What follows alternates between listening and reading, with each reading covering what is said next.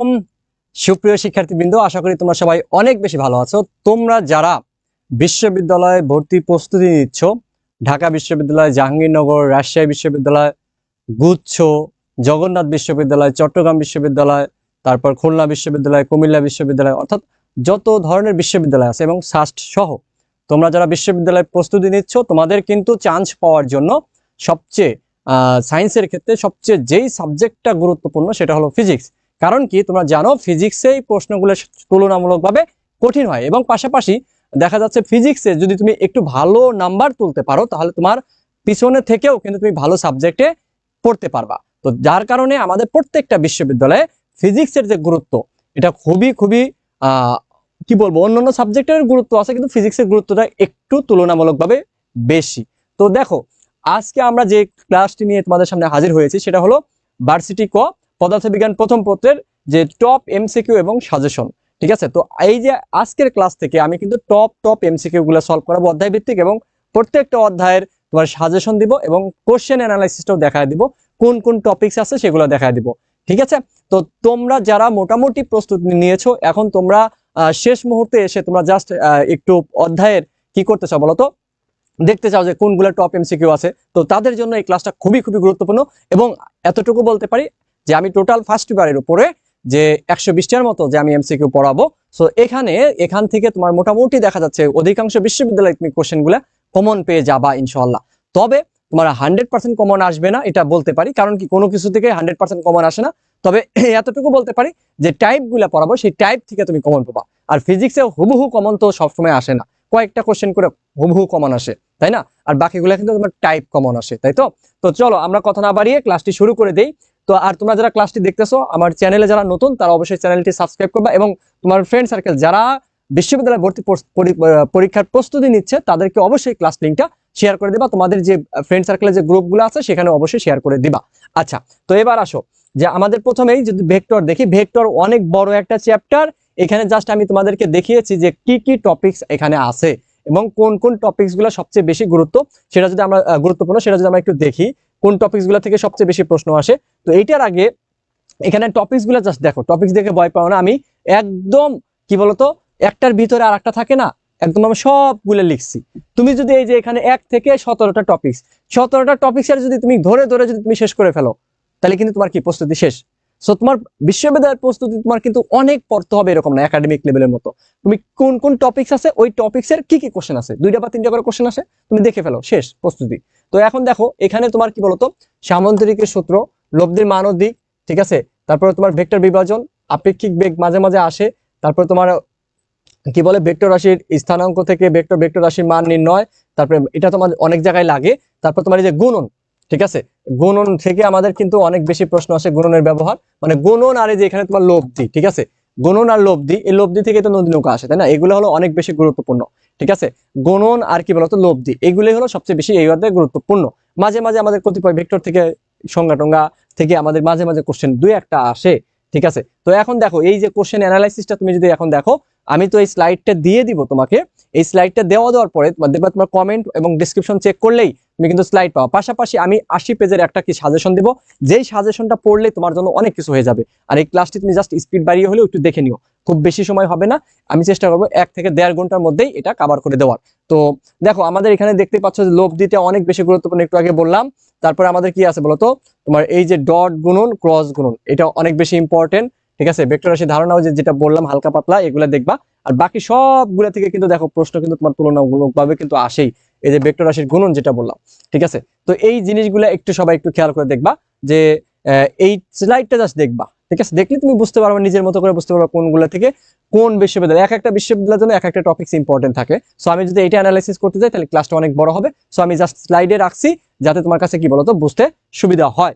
ওকে, তো আমরা প্রথমে যদি দেখি যে আমাদের যে ভেক্টর আমরা কোশ্চেন সলভ করবো ভেক্টরের ক্ষেত্রে, যে ধরো তোমার কি আছে বলতো, আমাকে চিত্রটা এখানে দিক কেমন হয় তোমরা ভালোভাবে বুঝতে পারতেছো না, তো দিকটা যদি আমি একটু দিয়ে দিই, দিকটা যদি আমি একটু দেই তাহলে দেখো কেমন হবে। এরকম এরকম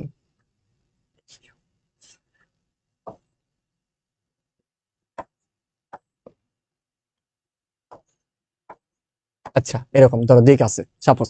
তো এখন আমাকে বলছে কি এই চারটা চিহ্ন আছে ত্রিভুজ সূত্র, যে বলছে কি নিচের কোন চিত্রটি R vector is equal to P vector minus Q vector সমীকরণটি সঠিকভাবে উপস্থাপন করে। ঠিক আছে, তাহলে বোঝার চেষ্টা করো। এই যে তোমাকে যখন এরকম থাকবে যে ত্রিভুজ সূত্র থেকে যে কোন সমীকরণটা মানে ত্রিভুজ থেকে বলবে যে কোনটা মানে, বা এই তোমার সমীকরণ থাকবে বলবে কোন চিত্রটা হবে, তাহলে এইখানে তুমি যেটা করবা ভাইয়া সেটা একদম সহজভাবে যদি বলি R vector is equal to P vector minus Q vector না, তো এই মাইনাসটা রাখা যাবে না, মাইনাসটাকে সাইড চেঞ্জ করে প্লাস করতে হবে। সো সাইড চেঞ্জ করে যদি প্লাস করো তাহলে কি আর ভেক্টর প্লাস কি বলতো Q vector is equal to কি পি ভেক্টর। তার মানে এখানে দেখো R vector plus Q vector is equal to P vector, তাহলে এই যে মাইনাসটাকে তোমার আগে সাইড চেঞ্জ করতে হবে। ঠিক আছে, তাহলে সাইড চেঞ্জ করলে কি হবে বলতো, এইটা হবে আর এবং কিউ, বোঝা যাচ্ছে যে তার মানে এটা আর এটা যোগ করলে এটা পাবা, তার মানে কি দুইটা ভেক্টর একই দিকে থাকবে, যে দুইটা ভেক্টর যোগ থাকবে ওই দুইটা ভেক্টর কি একই দিকে থাকে। তাহলে এখানে এই চিত্র থেকে দেখবা যে এই যে আর ভেক্টর আর কিউ ভেক্টর দেখবা একই দিকে হয়ে গেছে আর পি ভেক্টরটা বিপরীত দিকে হয়ে গেছে, তার মানে এটা হবে আমাদের অ্যান্সার। বুঝতে পারছো? আবার তোমাকে কি থাকতে পারে বলতো, চিত্র থাকতে পারে, বলতে পারে নিচের কোন সমীকরণটি সঠিক। তো তুমি আগে যে দুটি একই দিকে থাকবে ওই দুইটার যোগফল ইজ ইকুয়াল টু কি বিপরীত দিকেরটা থাকবে, দেন তোমাকে বিভিন্ন ভাবে ধরো এটা তুমি পাইলা, এটাকে তো আমরা এটা লিখতে পারি আর অনেকভাবে সাজায় লিখতে পারি। ঠিক আছে, এই জিনিসটা একটু খেয়াল রাখবা। তারপরে আসো আমাদের কি বলতো, দুটি সমান ভেক্টরের লব্ধি নাল ভেক্টর হলে, নাল ভেক্টর মানে কি বলতো ভাইয়া, শূন্য, তাই না? শূন্য। তো লব্ধি মনে রাখবা R is equal to zero, vector দ্বয়ের মধ্যবর্তী কোণ কত, আচ্ছা আলফা বের করতে বলছে, R is equal to zero, সমান মানের কি বলতো, সমান মান। ঠিক আছে, সমান মানের এন সংখ্যক, সমান মানের আমি টেকনিকটা শিখাই দিই, একটা দিয়ে কিন্তু আমরা অনেকগুলো করতে পারবো। সমান মানের এন সংখ্যক ভেক্টর হলে, ভেক্টরের ক্ষেত্রে হ্যাঁ, সমান মানের এন মানগুলো কিন্তু সমান হইতে হবে এবং আর এর মান কি হতে হবে বলতো, জিরো। নাল ভেক্টর মানে কি জিরো, লব্ধির মান দেখো নাল ভেক্টর মানে কি জিরো, তাহলে এখানে আলফা ইজ ইকুয়াল টু কত হবে ভাইয়া, সূত্রটা হলো শর্ট টেকনিক 360 ডিগ্রি বাই কত এন, স্পেশাল শর্ট টেকনিক। দেখো আলফা ইজ ইকুয়াল টু কত, 360 ডিগ্রি বাই এন, তাহলে এখন 360 ডিগ্রি বাই কত এন কত বলতো, এখানে সমান মানে কয়টা বল বা কয়টা ভেক্টর বলতো, দুইটা। দেখো লেখা আছে দুইটা, তার মানে এন এর মান কত 2, তাহলে এন এর মান যদি 2 হয় এখানে তাহলে কত হবে বলতো 180 ডিগ্রি। সো 180 ডিগ্রি, এটা তোমরা এমনি নর্মালি বুঝতে পারো, দুইটা ভেক্টর যদি 180 ডিগ্রিতে থাকে তাহলে কত হবে, জিরো হবে, এটা আমরা পারলাম। তিনটা থাকলে তখন আমরা কিভাবে করব, এই জন্য আমরা এটা শিখাইলাম। বুঝতে পারছো? তো এটা কিন্তু বুয়েটে আমাদের 21-22 সালে কিন্তু আসছিল। তারপরে আসো আমাদের, আমি মূলত বিভিন্ন বিশ্ববিদ্যালয়ের টপ এমসিকিউ গুলো সলভ করাবো, যে দুটি সমমানের ভেক্টর একটি বিন্দুতে ক্রিয়াশীল, এদের লব্ধির মান যে কোনো একটি ভেক্টরের মানের সমান, ভেক্টর দুটির মধ্যবর্তী কোণের মান কত, মানে আলফা বের করতে বলছে। ভাইয়া একদম স্পেশাল শর্টকাট, গরম গরম শর্টকাট, আসো P is equal to Q is equal to কত, আর না এখানে বোঝার চেষ্টা করো, সমান মানের দুটি ভেক্টর মানে কি পি ইজ ইকুয়াল টু কত কিউ, এবং লব্ধির মানও কি হবে বলতো, যে কোনো একটা ভেক্টরের সমান, তার মানে P is equal to Q is equal to কি বলতো R, P is equal to Q is equal to R হলে আলফার মান কত হবে 120 ডিগ্রি, এবং তখন থিটার মান কত হয় বলতো 60 ডিগ্রি। সো আমাকে যেহেতু দুইটা ভেক্টরের মধ্যবর্তী কোণ চাইছে, তার মানে কি চাইছে বলতো, আলফা চেয়েছে। যদি এভাবে আসে যে 10 নিউটন মানে দুইটা বল একটা বিন্দুতে ক্রিয়া করতেছে, লব্ধির মানও 10 নিউটন, তাহলে আলফার মান কত, বুঝতে পারছো? তার মানে তখন হবে কি বলতো 120 ডিগ্রি। সো অ্যান্সার কত, 120 ডিগ্রি। আবার যদি এভাবে বলে যে 20 নিউটন মানের দুইটা বল 120 ডিগ্রি কোণে ক্রিয়া করে, লব্ধির মান কত, এই তার মানে P is equal to Q, 20 newton মানে দুইটা বল 120 ডিগ্রিতে ক্রিয়া করে, তার মানে আর এর মানও কত হবে বলতো 20 নিউটন। বুঝতে পারছো? সো এখানে আমাকে দুইটা ভাবে থাকতে পারে, তিনটা ইকুয়াল থাকতে পারে, আলফা বের করতে বলতে পারে, আবার P is equal to Q এবং আলফার মান কি বলতো 120 দেওয়া থাকলে তাহলে আর এর মানও কি হবে বলতো পি বা কিউ এর সমান। ওকে, তারপরে আসো আমাদের 5 নিউটন ও 10 নিউটন মানের দুটি বল একটি কণার উপর আরোপিত হলে নিম্নের কোনটি লব্ধি বল হতে পারে না। তার মানে দেখো লব্ধি বল হওয়ার আমার কি বলতো, আমরা জানি আর কি বলতো তোমার মিনিমাম থেকে, আর মিনিমাম থেকে আমার কি হয় বলতো, আর এর মান কি বলতো ম্যাক্সিমাম পর্যন্ত হতে পারে। আর মিনিমাম মানে কি পি মাইনাস কিউ এবং ম্যাক্সিমাম মানে কি বলতো পি প্লাস কিউ। তার মানে কি যে দুইটা বল বা ভেক্টর দেওয়া থাকবে তাদের বিয়োগফল এবং তাদের যোগফলের মধ্যেই হবে। এই দুইটা যদি বিয়োগ করো কত হবে বলতো, বিয়োগ করলে হবে কি 5 আর এর মান, এবং যোগ করলে 15 আর 10 আর 15 যোগ করলে কত হবে, 10 আর 5 যোগ করলে কত হবে 15। তার মানে 5 থেকে 15 মধ্যে যে কোনোটাই হতে পারে, কোণের উপর নির্ভর করে কোনটা হবে।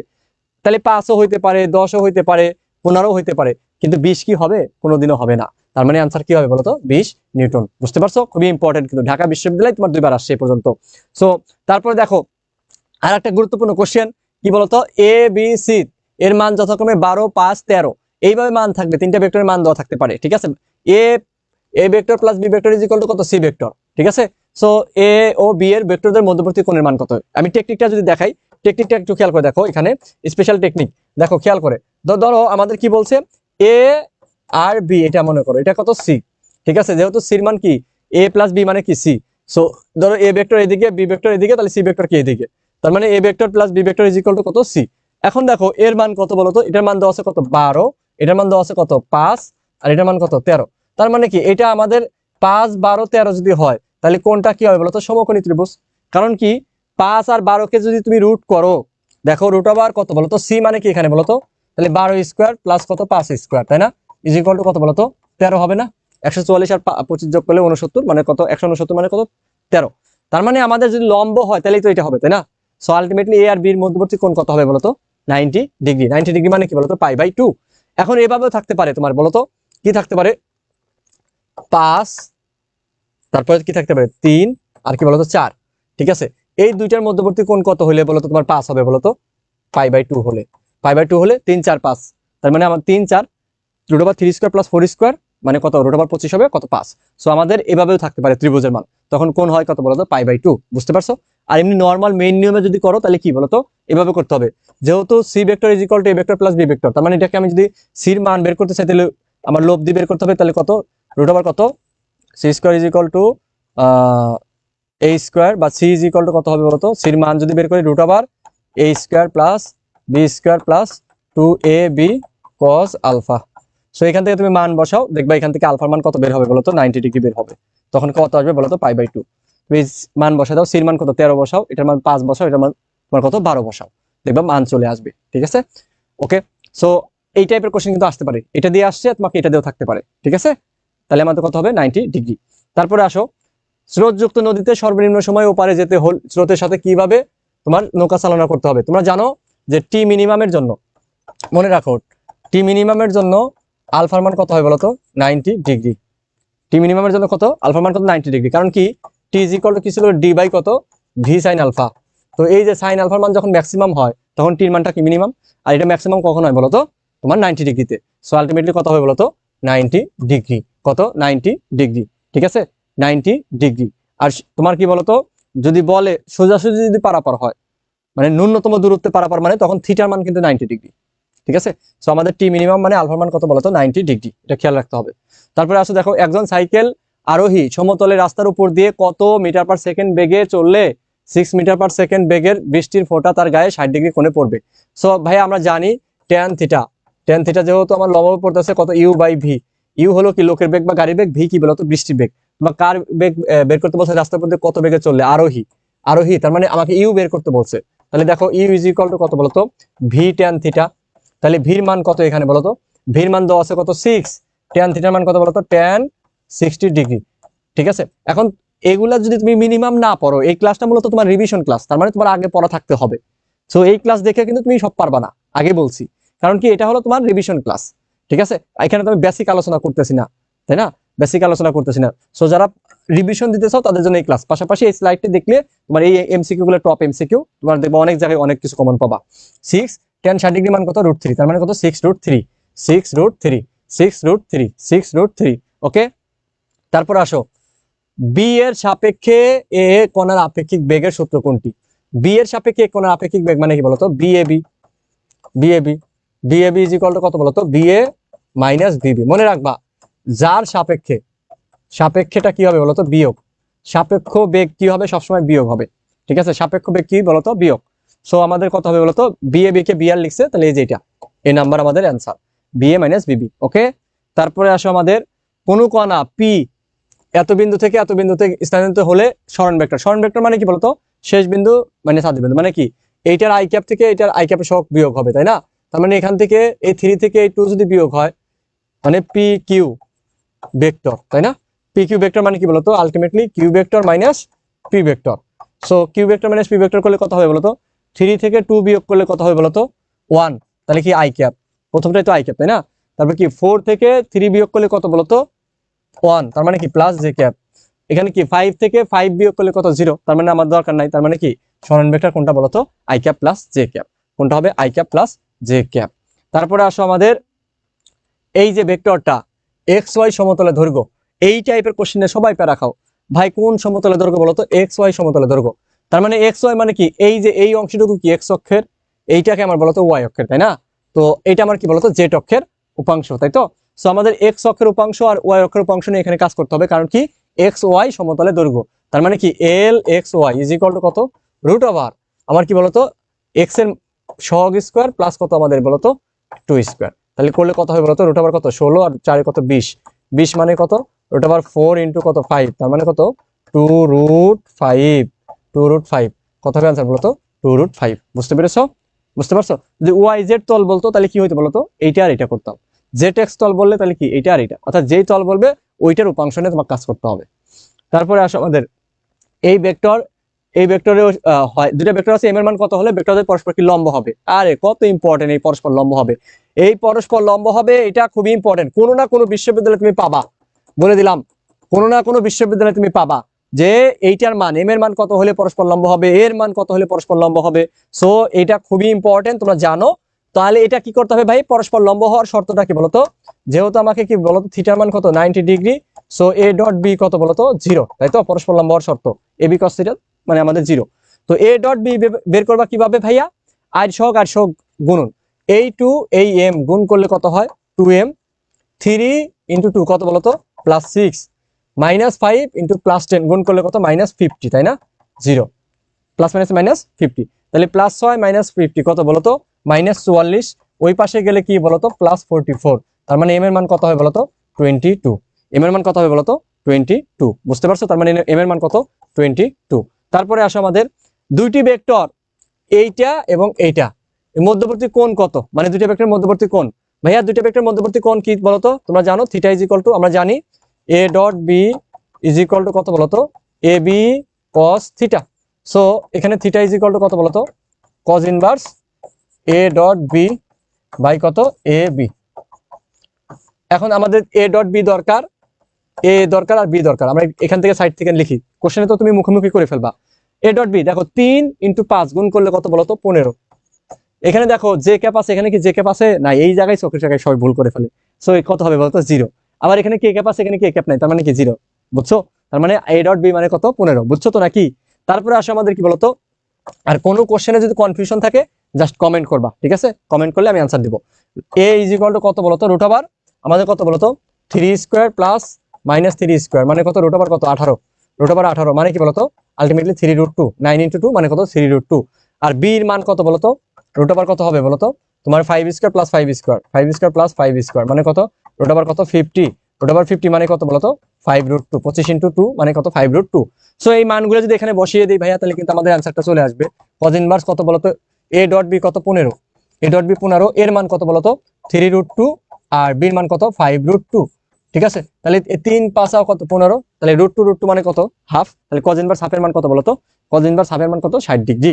সো আমার অ্যান্সার কত হবে বলতো 60 ডিগ্রি, কত বলতো 60 ডিগ্রি। সো কত ডিগ্রি 60 ডিগ্রি, ওকে 60 ডিগ্রি। বুঝছো তো নাকি? কজ ইনভার্স হাফের মান কত 60 ডিগ্রি না, 60 ডিগ্রি, হ্যাঁ। সাইন হাফের মান কত 30 ডিগ্রি আর কজ ইনভার্স হাফের মান তাহলে 60 ডিগ্রি, ওকে। তারপরে আসো এই যে বলছে কি A B A cross B এর মান এ বি হলে এ ও বি এর মধ্যবর্তী কোণ কত। খুব ভালো কথা। তাহলে এ ক্রস বি এর মান, এ ক্রস বি এর মান ইজ ইকুয়াল টু কত এ বি।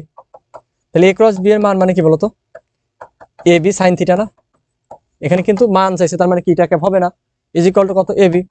তাহলে দেখো এই এ বি কি কাটা গেল, থাকলো কত বা ভাগ হয়ে গেলে কত হবে 1, তার মানে sine theta is equal to কত 1। তাহলে তুমি বলো থিটা ইজ ইকুয়াল টু কত সাইন ইনভার্স কত সাইন ইনভার্স 1, সাইন ইনভার্স 1 কখন হয় বলতো 90 ডিগ্রিতে না, সাইনের মান 1, তাহলে আনসার কত হবে বলতো 90 ডিগ্রি।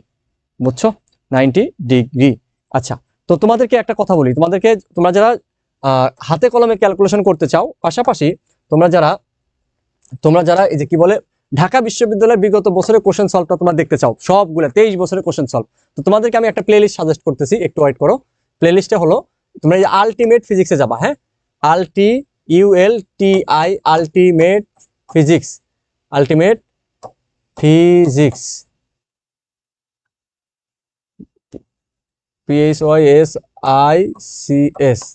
আলটিমেট ফিজিক্স, আলটিমেট ফিজিক্সে যাবা। আচ্ছা আমরা কোন জায়গায় আসছি, আলটিমেট ফিজিক্সে আছে, ইউটিউবে তো আমরা আসিনি, সরি ইউটিউবে আসতে হবে। ইউটিউব থেকে তুমি যাবা কোথায় আলটিমেট ফিজিক্সে, ওকে। আমরা গুগল থেকে সার্চ করছি এই আলটিমেট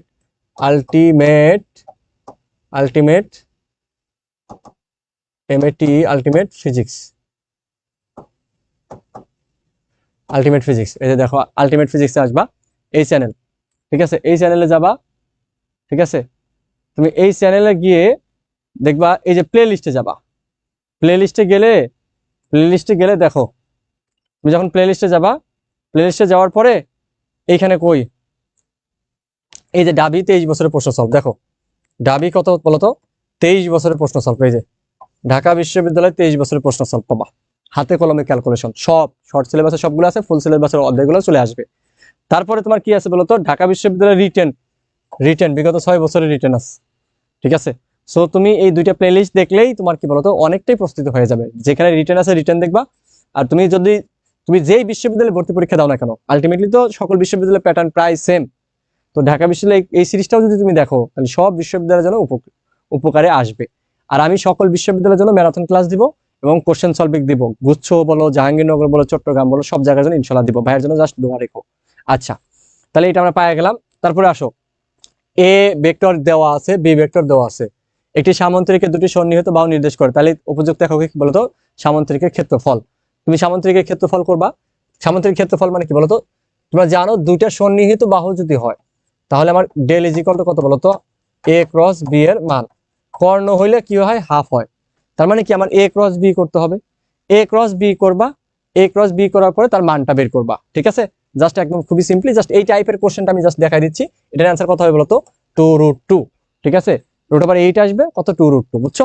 সো এ ক্রস বিটা আগে করবা, এ ক্রস বিটা করবা, এ ক্রস বি কিভাবে করবা, I cap J cap K cap, ঠিক আছে। এখানে দেখো আই ক্যাপের মান কত, 1 -1 1 1 1 -1, ঠিক আছে। এখান থেকে বাকিটা করবা, করার পরে জাস্ট একটু মানটা বের করে নেবে, ঠিক আছে। অ্যান্সার হবে কত, 2√2, ওকে। তারপরে আসো, আমাদের কি বলতো, এ ভেক্টর এবং বি ভেক্টর বলছে কি দুইটা দেওয়া আছে, এর মান কত হলে সমান্তরাল হবে। এই দুইটা ভেক্টর যদি সমান্তরাল হয়, তাহলে মানে সমান্তরাল হওয়ার শর্ত কি বলতো, এ ক্রস বি আমার কত হবে বলতো, 0। সমান্তরাল মানে কি, থিটার মান কত ডিগ্রি বলতো, 0 ডিগ্রি। সমান্তরাল হলে দুইটা ভেক্টর কি হলে সমান্তরাল হলে থিটার মান কত ডিগ্রি, 0 ডিগ্রি, তাহলে তখন এ ক্রস বি কি হয়, 0। আর এইটা মেইন নিয়মে করতে গেলে তো সমস্যা, তো এটা আমার শর্টকাটটা কি মনে রাখবো ভাইয়া, স্পেশাল শর্টকাটটা হলো যে A X by B X, যখন এ ক্রস বি 0 হয় তখন কি X by B X is equal to কত, A Y by B Y is equal to কত, এ জেড বাই কত বলতো, বি জেড, বুঝছো। তাহলে এখানে আমাদের কি হবে বলতো, এ এক্স এর মান কত 1, বি এক্স এর মান কত বলতো এ ওয়াই এর মান কত -3, বি ওয়াই এর মান কত 6, ঠিক আছে। তারপরে আমাদের কত বলতো 5 বাই কত বলতো -10, 5 বাই কত -10। তাহলে এখান থেকে দেখো তুমি -3a, তাহলে কি লিখবা, -3a, যে কোনো একটার সাথে রিলেশন দিলেই হবে, এটার সাথে এটা অথবা এটার সাথে এটা, যে কোনো একটার সাথে দাও। -3a ইজ ইকুয়াল টু কত, 6। তাহলে আমাদের এর মান কত আসে রে ভাইয়া, -2, তার মানে অ্যান্সার কত হবে, -2। অ্যান্সার কত হবে বলতো, -2। অ্যান্সার সাউন্ড ঠিকঠাক আছে কিনা একটু দেখে নেই, হ্যাঁ ভাইয়া একটু সবাই ওয়েট করো, সাউন্ডটা ঠিকঠাক আছে কিনা দেখে নেই। আচ্ছা, কে কোথা থেকে কমেন্ট করতে, ক্লাসগুলো করতেছো একটু কমেন্ট করে জানাও তো ভাইয়া, একটু কমেন্ট করে জানাও। ক্লাসগুলো করতেছো একটু কমেন্ট করে জানাও তো ভাইয়া। হ্যাঁ, সাউন্ড একদম 100 ওকে ওকে ওকে ওকে, ঠিক আছে। তারপরে আসো আমাদের পরেরটায় আসো, কি বলছে, এইটার মান কত।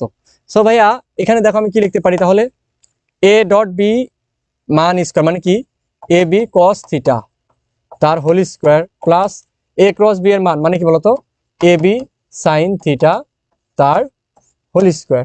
তাহলে এখন দেখো এখান থেকে কি লেখা যায়, এখান থেকে কি বলতো, এখান থেকে লেখা যায় A square B square cos square theta plus কত, A square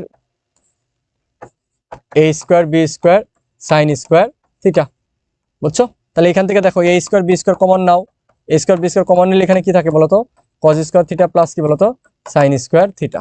so cos square theta plus sign square theta মান কত, 1, তার মানে কত, এ স্কোয়ার বি স্কোয়ার। বুঝতে পারছো, রিটেন প্লাস এমসিকিউ দুইটার জন্য গুরুত্বপূর্ণ, তার মানে আমার কথা হয় বলতো এ স্কোয়ার বি স্কোয়ার। এরকম দুই একটা কোশ্চেন আমাদের দেয় যেগুলো করতে সময় লাগে, শর্ট টেকনিক দিয়ে করা যায় না। সব কোশ্চেনকে শর্ট টেকনিক দিয়ে করা যায় না। আমাদের এইগুলো ছিল ভেক্টরের টপ এমসিকিউ, আরো কিছু এমসিকিউ তোমরা প্র্যাকটিস করে যাবা, ঠিক আছে, দেখবা। এখন আসো আমাদের কি বলতো, নিউটনিয়ান বলবিদ্যা। তোমরা এই অধ্যায়টা, এই ক্লাসটা দেখার সাথে সাথেই আমার সাজেশনটা তোমরা পড়বা, দেখো কমেন্টে দেখো, ঠিক আছে। আমি সাজেশনে কিন্তু পিডিএফ লিংক দিছি। আমার সাজেশনে কয়টা ধাপ আছে বলতো, 5-6টা ধাপ আছে। প্রথমে তোমার সবগুলো অধ্যায় সূত্র, তারপরে গ্রাফ আছে, তোমার সার্কিট আছে, তারপর কি আছে, থিওরিটিক্যাল যে তথ্যগুলো গুরুত্বপূর্ণ সেগুলো আছে। তারপরে আর কি কি আছে বলতো, গাণিতিক প্রবলেম আছে, এবং চাইলে অধ্যায় ভিত্তিক তুমি 10টা করে এমসিকিউর পরীক্ষাও দিতে পারবা, সেটাও আছে, ফুল সিলেবাসে দিয়ে দিছি। তারপরে কি বলতো, শেষে আমাদের কি 100 100 200 এমসিকিউ আছে, মডেল টেস্ট, টপ এমসিকিউ। আচ্ছা, তো এবার আসো যে নিউটনিয়ান বলবিদ্যা। দেখো নিউটনিয়ান বলবিদ্যা থেকে আমাদের কি কি জিনিস আছে। নিউটনিয়ান বলবিদ্যা থেকে আমাদের কয়েকটা দেখো টোটাল কি বলতো, বলের প্রকারভেদ আছে, নরমাল বল, ভর, ত্বরণ। এই যে এটা ইম্পর্টেন্ট, বল, ভর, ত্বরণ। বল, ভর, ত্বরণ, এটা খুব সো মাচ ইম্পর্টেন্ট, বল, ভর, ত্বরণ। ঠিক আছে, বলের ঘাত, ঘাত বল, এগুলো থেকে এমসিকিউ আছে, এগুলো থেকেও নরমাল এমসিকিউ আছে, সংঘর্ষ বলবৎ থেকে এমসিকিউ আসে। রাস্তার ব্যাংকিংটা লেস ইম্পর্টেন্ট। তারপরে আমাদের কি আছে বলতো, জড়তার ভ্রামকটা ইম্পর্টেন্ট আছে, হ্যাঁ, এগুলো থেকে এমসিকিউ আছে, ভরবেগ রিলেটেড। এই টার্ন, লিফট, কপি কল, ঠিক আছে, এগুলা আমাদের মাঝে মাঝে যদি দুষ্টামি করে দেয়, ঠিক আছে, এগুলা এতটা ইম্পর্টেন্ট না। ঘর্ষণ বল থেকেও আসে তোমার, মানে সবগুলো এখানে সবগুলো টপিকস, মানে নিউটনের বলবিদ্যা এমন একটা চ্যাপ্টার, এই চ্যাপ্টারটা আসলে সবগুলোর সাথে রিলেটেড তো, এবং এই জন্য তোমার কোনো টপিক্সটা তুমি বাদ দিতে পারবে না, সবগুলো টপিক্স ধরে ধরে তোমাকে এমসিকিউ গুলো সলভ করতে হবে। তো ভাই আসো আমরা যদি একটু দেখি এখানে কি আছে বলতো, এই জায়গাতে আমাদের কি কি আছে। ফার্স্ট অফ অল তুমি একটু খেয়াল করে দেখো যে এইখানে আমাকে যে যে সূত্রগুলো আছে দেখতেই পাচ্ছ, যে আমি একটু আগে বললাম যে F is equal to M A, যেটা বললাম ওইটা খুবই ইম্পর্টেন্ট। বলের প্রকারভেদ, নিউটনের যে গতির থিওরিটিক্যাল, এগুলো দেখো প্রত্যেকটা বিশ্ববিদ্যালয়ে একটা করে এমসিকিউ আসছে থিওরিটিক্যাল। তারপর কি ঘাত বল, বলের ঘাত, জাহাঙ্গীরনগর, রাজশাহী ইউনিভার্সিটি যারা পরীক্ষা দেবে তাদের জন্য ইম্পর্টেন্ট, ঠিক আছে, তাদের জন্য ইম্পর্টেন্ট। আর বন্দুকের গুলি, এটা মাঝে মাঝে আসে। সংঘর্ষ, ভরবেগ ইম্পর্টেন্ট আছে, ঠিক আছে, এগুলো থেকে মাঝে মাঝে কোশ্চেন আসে। মানে বল রিলেটেড টপিকস গুলো সবচেয়ে বেশি ইম্পর্টেন্ট এই অধ্যায়, এবং পাশাপাশি থিওরিটিক্যাল কোশ্চেন গুলো কিন্তু ইম্পর্টেন্ট। তারপর আসো আমাদের কি বলতো, জড়তার ভ্রামক, যেটা বললাম, জড়তার ভ্রামকের ক্ষেত্রে বুঝো যে আগে বলছি 3 স্টার, এবং এই যে তোমার টর্ক, কৌণিক গতি, ভরবেগ, এগুলা কপি কল, মাঝে মাঝে কিন্তু দুষ্টামি করে দিয়ে দেয়। এবং ঘর্ষণ দেখো টপিক শর্ট, তোমার কি বলতো একাডেমিক সিলেবাসে অতটা না হলেও অ্যাডমিশনে প্রত্যেকটা বিশ্ববিদ্যালয়ে কিন্তু কোশ্চেন আসে।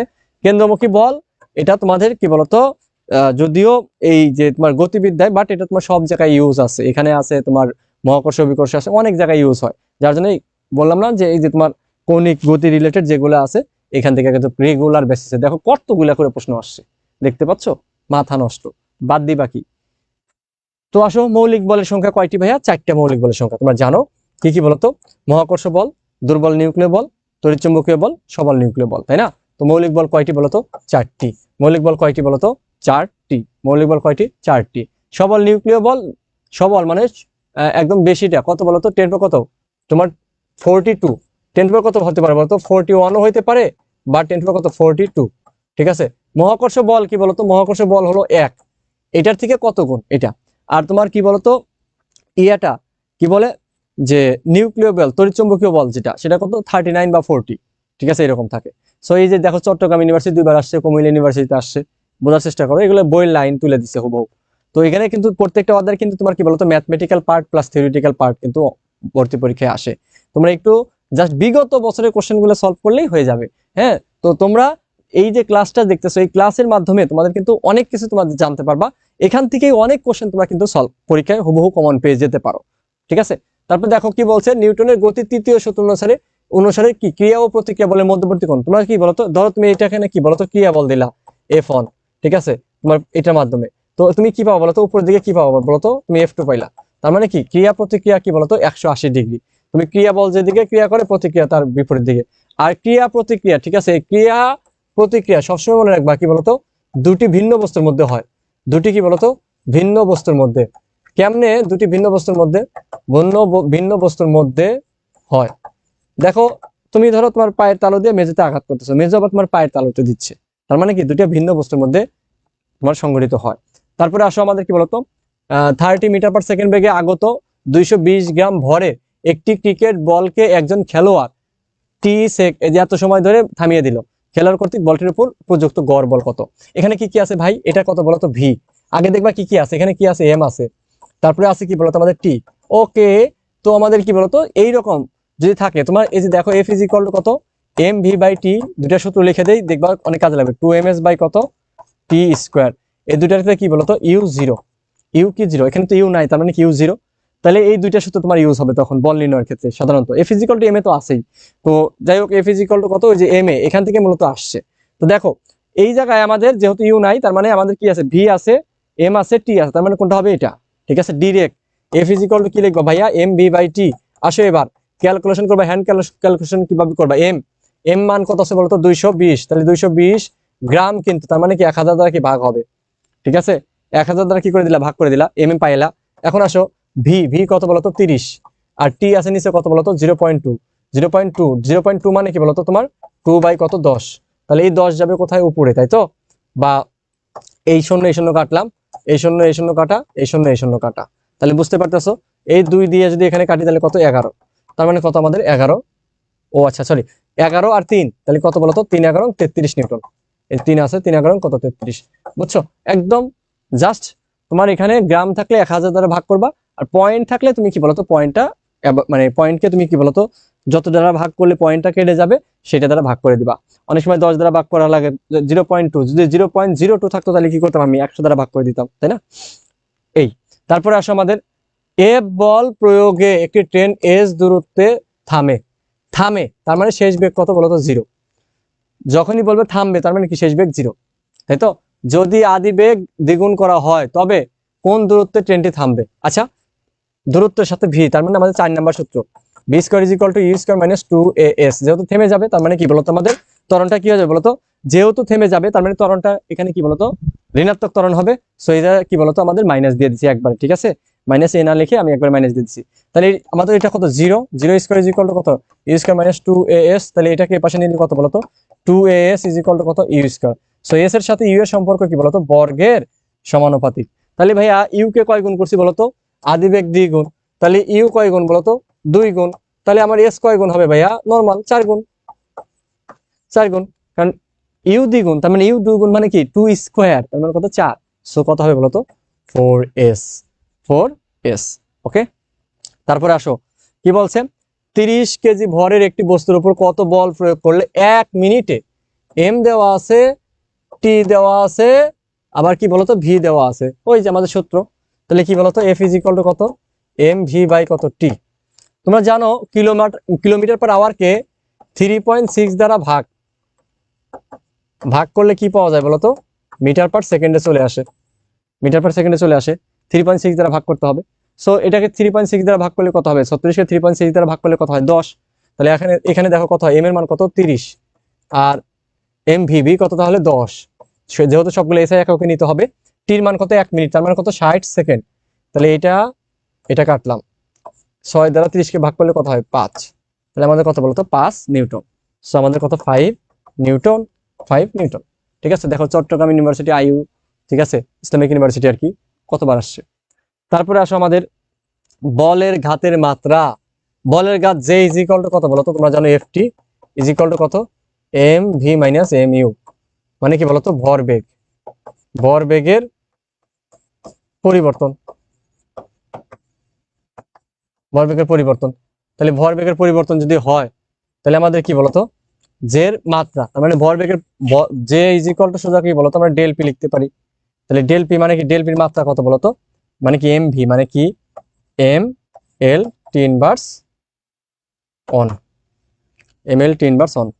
ঠিক আছে, M L T inverse one, right, so আমাদের কত M L T inverse one, del P মানে কি আমাদের বুঝো নাই, ভরবেগের পরিবর্তন মানে কি ভর ইন্টু বেগ, তাই তো, তো ভর মানে কি এম, বেগ মানে কি L T inverse on, so M L T inverse on, বুঝছো, ওকে।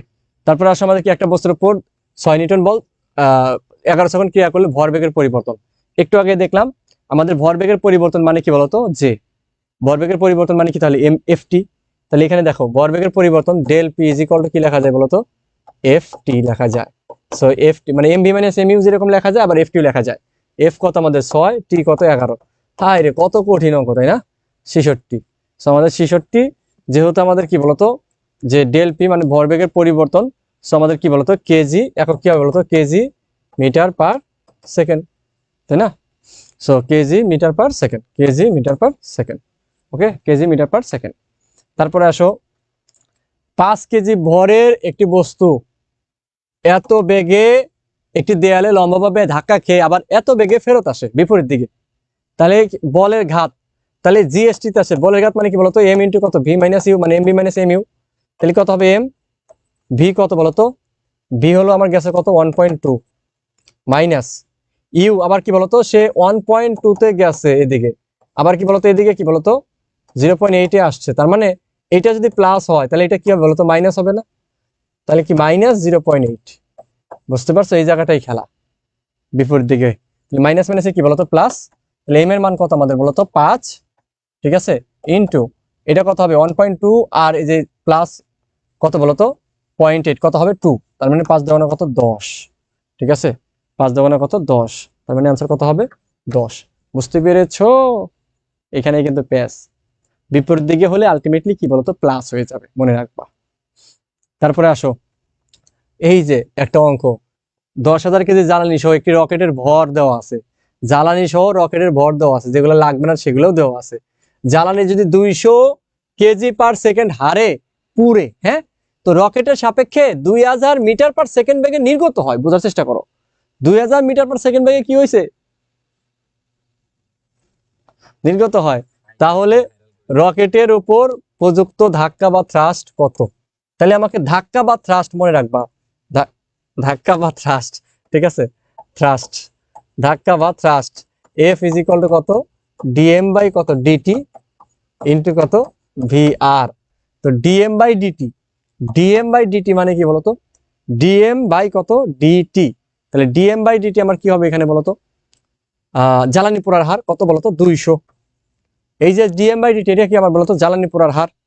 ডিএম বাই ডিটি আমার কি বলতো, জ্বালানি পোড়ার হার। ডিএম বাই ডিটি কি বলতো, জ্বালানি পোড়ার হার। তাহলে DM by DT into VR, VR কত আমাদের বলতো, রকেটের বেগ কত বলতো 2000। তাহলে এখানে কত হবে 2 2 4 ইন্টু 10 কত 5, ঠিক আছে, এত নিউটন। সো 4 ইন্টু 10 কত 5 নিউটন। বুঝতে পারছো, একদম বইয়ের লাইন, বইয়ের অঙ্ক ছিল এটা, ঢাকা ইউনিভার্সিটিতে আসছে।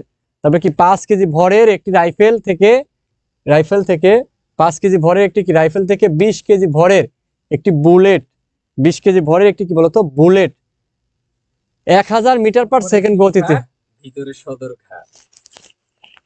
এই যে ভাইয়া হচ্ছে বিশ্ববিদ্যালয়ের প্রশ্ন সলভ করাইতেছে, তোমরা দেখো যে অ্যাডমিশন 25 এর জন্য অবশ্যই কিন্তু ক্লাস করতে হবে। ভাই কিন্তু একদম ডেডিকেটেড। কি বলছে আমাদের দেখো তো, 1000, হ্যাঁ, কি কি দেওয়া আছে, 5 কেজি ভরের একটি রাইফেল থেকে 20 কেজি ভরের একটি বুলেট, ঠিক আছে, 20 কেজি ভরের একটি বুলেট।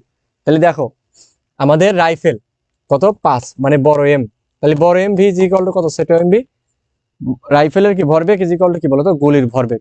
তো রাইফেলের ভরবেগ ইজ ইকুয়াল টু গুলির ভরবেগ। রাইফেলের ধাক্কা মানে কি, বড় ভি বের করতে বলছে, কত মাইনাস ছিল, মাইনাসটা আমি দিলাম না, ঠিক আছে, ওইটাই মানে পশ্চাৎ বেগ, এম ভি বাই কত এম। সো এটার এম এর মান কত বলতো, এটা হলো তোমার কি বলে, এটা তো কেজি হবে না, গুলির ভর কি তোমার কে মানে 20 কেজি হয় নাকি, হ্যাঁ, রাইফেল থেকে বেশি হয় না, গ্রাম হবে, গ্রাম, এটা গ্রাম। তাহলে দেখো কত 20 গ্রাম, তার মানে কি 20 বাই কত বলতো 1000, ঠিক আছে, ইন্টু ভি কত বেগে যাচ্ছে বলতো 1000 বেগে যাচ্ছে, বাই কত আমাদের 5। তাহলে বোঝার চেষ্টা করো, 20 গ্রাম, 20 গ্রাম মানে কি 20 বাই 1000, ভি উপরে আছে, ভি কত 1000, আর এম মানে যে এত বেগে যাচ্ছে, এবং এম এর মান কত 5। তাহলে এই 1000 এই 1000 কাটা গেল, 5 দিয়ে কাটলে কত হয় 4। তো এই ক্যালকুলেশন দেখে কয় না আমার অনেক কঠিন ক্যালকুলেশন, ভাই মাথাটা একটু খাটা তাইলেই পারবি, ঠিক আছে, পরীক্ষা হলে মাথা ঠান্ডা রাখিস তাইলেই হবে, আর কিছু লাগবে না। আচ্ছা, এবার আসো, স্থির অবস্থায় থাকা একটি বস্তু বিস্ফোরিত হয়ে M1 ও M2 ভরের দুটি বস্তুতে কি বলতো পরিণত হয়ে যথাক্রমে V1 ও V2 বেগে বিপরীত দিকে যায়। ভালো কথা, V1 আর V2। সো এখানে কি একদম normal M1 V1 is equal to কত বলতো, M2 V2 কতবার আসছে দেখো, V1 by V2 is equal to কত হবে তাহলে বলতো, ওইটা অবশ্যই চলে গেলো M2 বাই কত M1।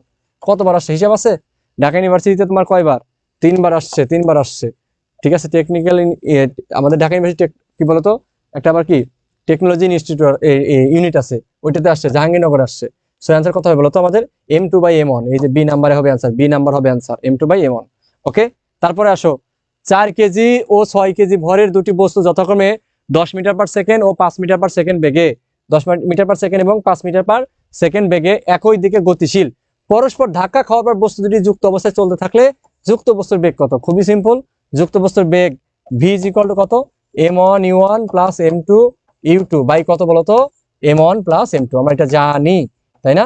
তাহলে M1 U1, M1 কত আমাদের বলতো 4, এবং এই 4 কেজির বেগ কত 10, প্লাস এটা কত 6, এটার বেগ কত বলতো 5, বাই আমার M1 প্লাস M2 কত বলতো 4 প্লাস 10 কত বলতো 4 প্লাস মানে 6 মানে 10।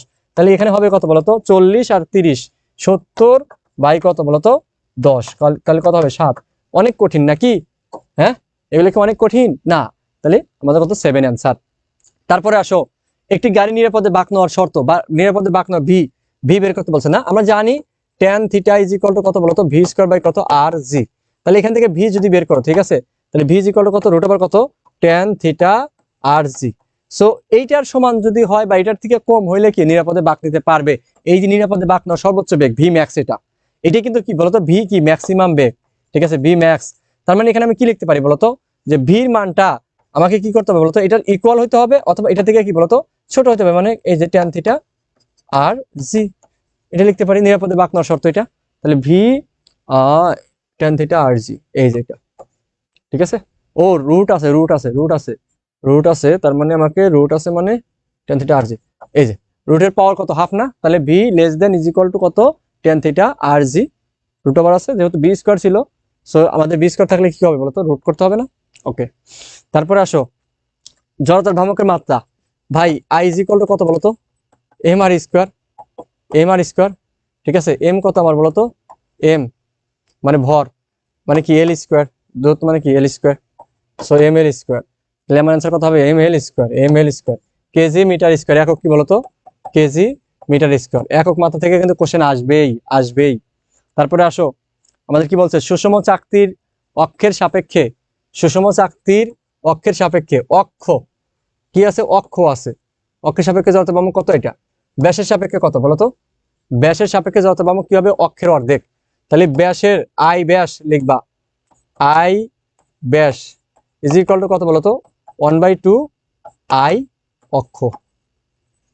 তো অক্ষের অর্ধেক হয় ব্যাসেরটা, তার মানে কত, I/2। এই যে এটা আমাদের কিন্তু আই, হ্যাঁ, I/2, এটা হলো আমাদের কি I/2, অর্ধেক, ঠিক আছে, অর্ধেক হবে ব্যাসেরটা সবসময় কি অক্ষের কি অর্ধেক।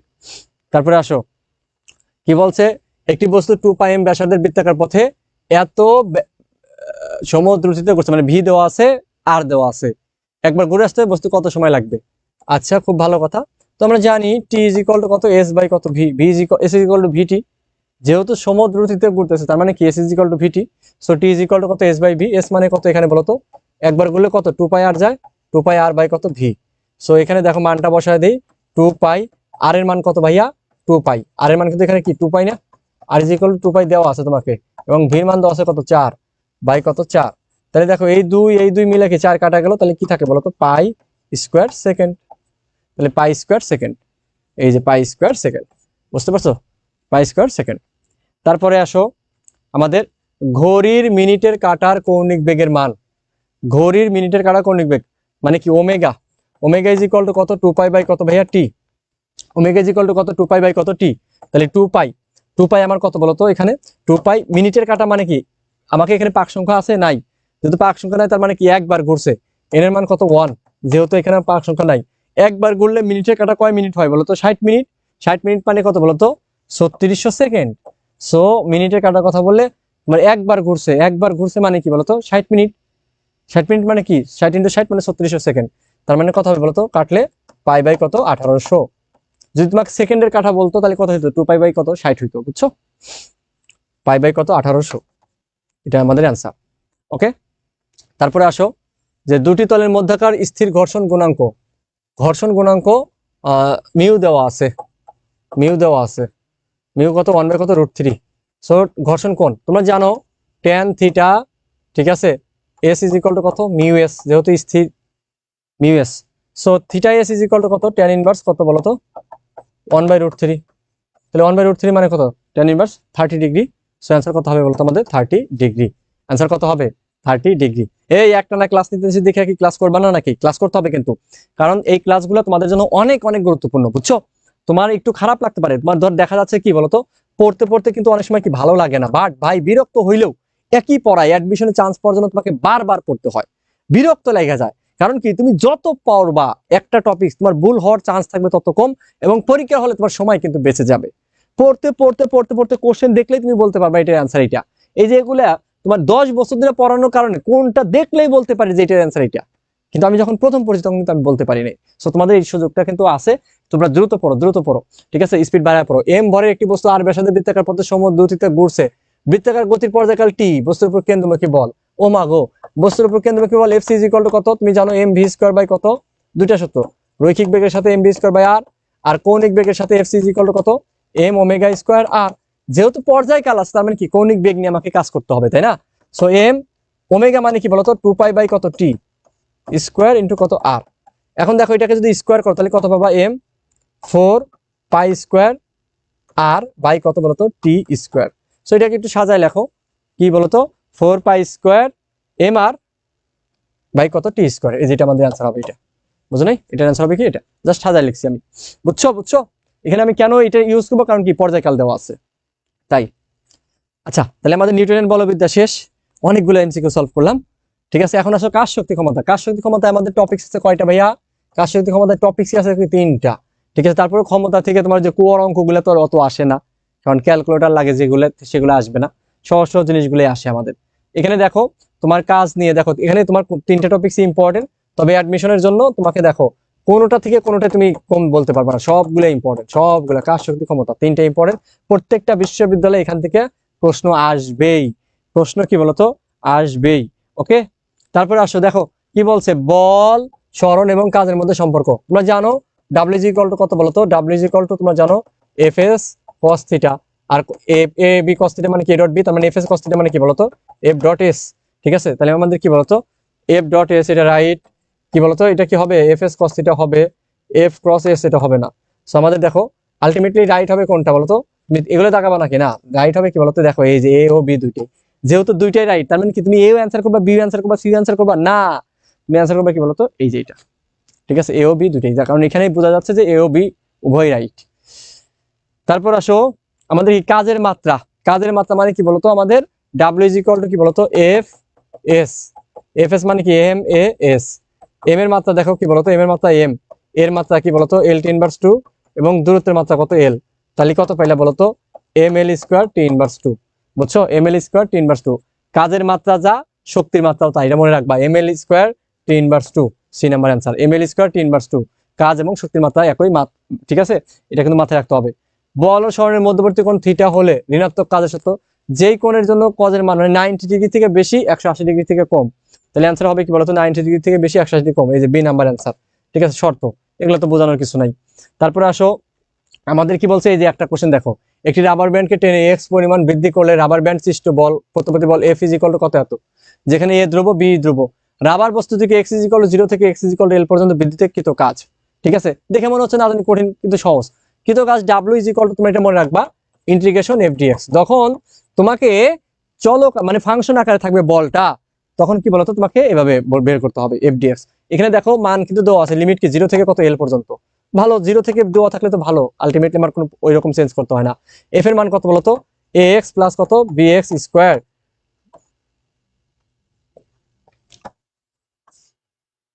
0 এল কত ডিএক্স, তাই তো। এখন এটাকে তুমি যদি কি করো বলতো, অন্তরীকরণ করো, তাহলে কি হবে বলতো, এই যে এই পার্টটাকে করলে এক্স এর পাওয়ার কি বলতো 1 বাড়বে, নতুন পাওয়ার দ্বারা কি ভাগ হবে, প্লাস এখানে তোমার কি দিতে হবে বলতো, আবার লিমিট দিতে হবে। এ তো বাইরে চলে আসলো এল 0, এখানে বি বাইরে চলে আসলো, এক্স স্কোয়ার আছে, তাহলে কত হবে কিউব বাই 3, তাই না। ইন্টিগ্রেশনের ক্ষেত্রে কি হয় বলতো, পাওয়ার যা থাকে পাওয়ার থেকে 1 কি বলতো বাড়ে, তাই না।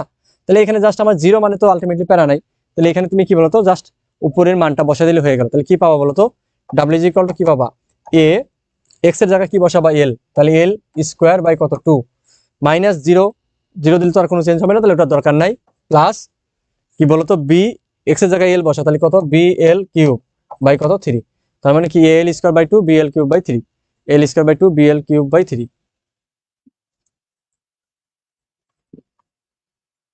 BL cube by 3, L square BL. আচ্ছা, এই যে এখানে তোমার এল স্কোয়ার বাই 2টা বেশি চলে আসছে, একটু আমি ঠিক করে দিচ্ছি, এখানে 2টা বেশি চলে আসে, বিএল কিউব বাই 3, এটা হবে না,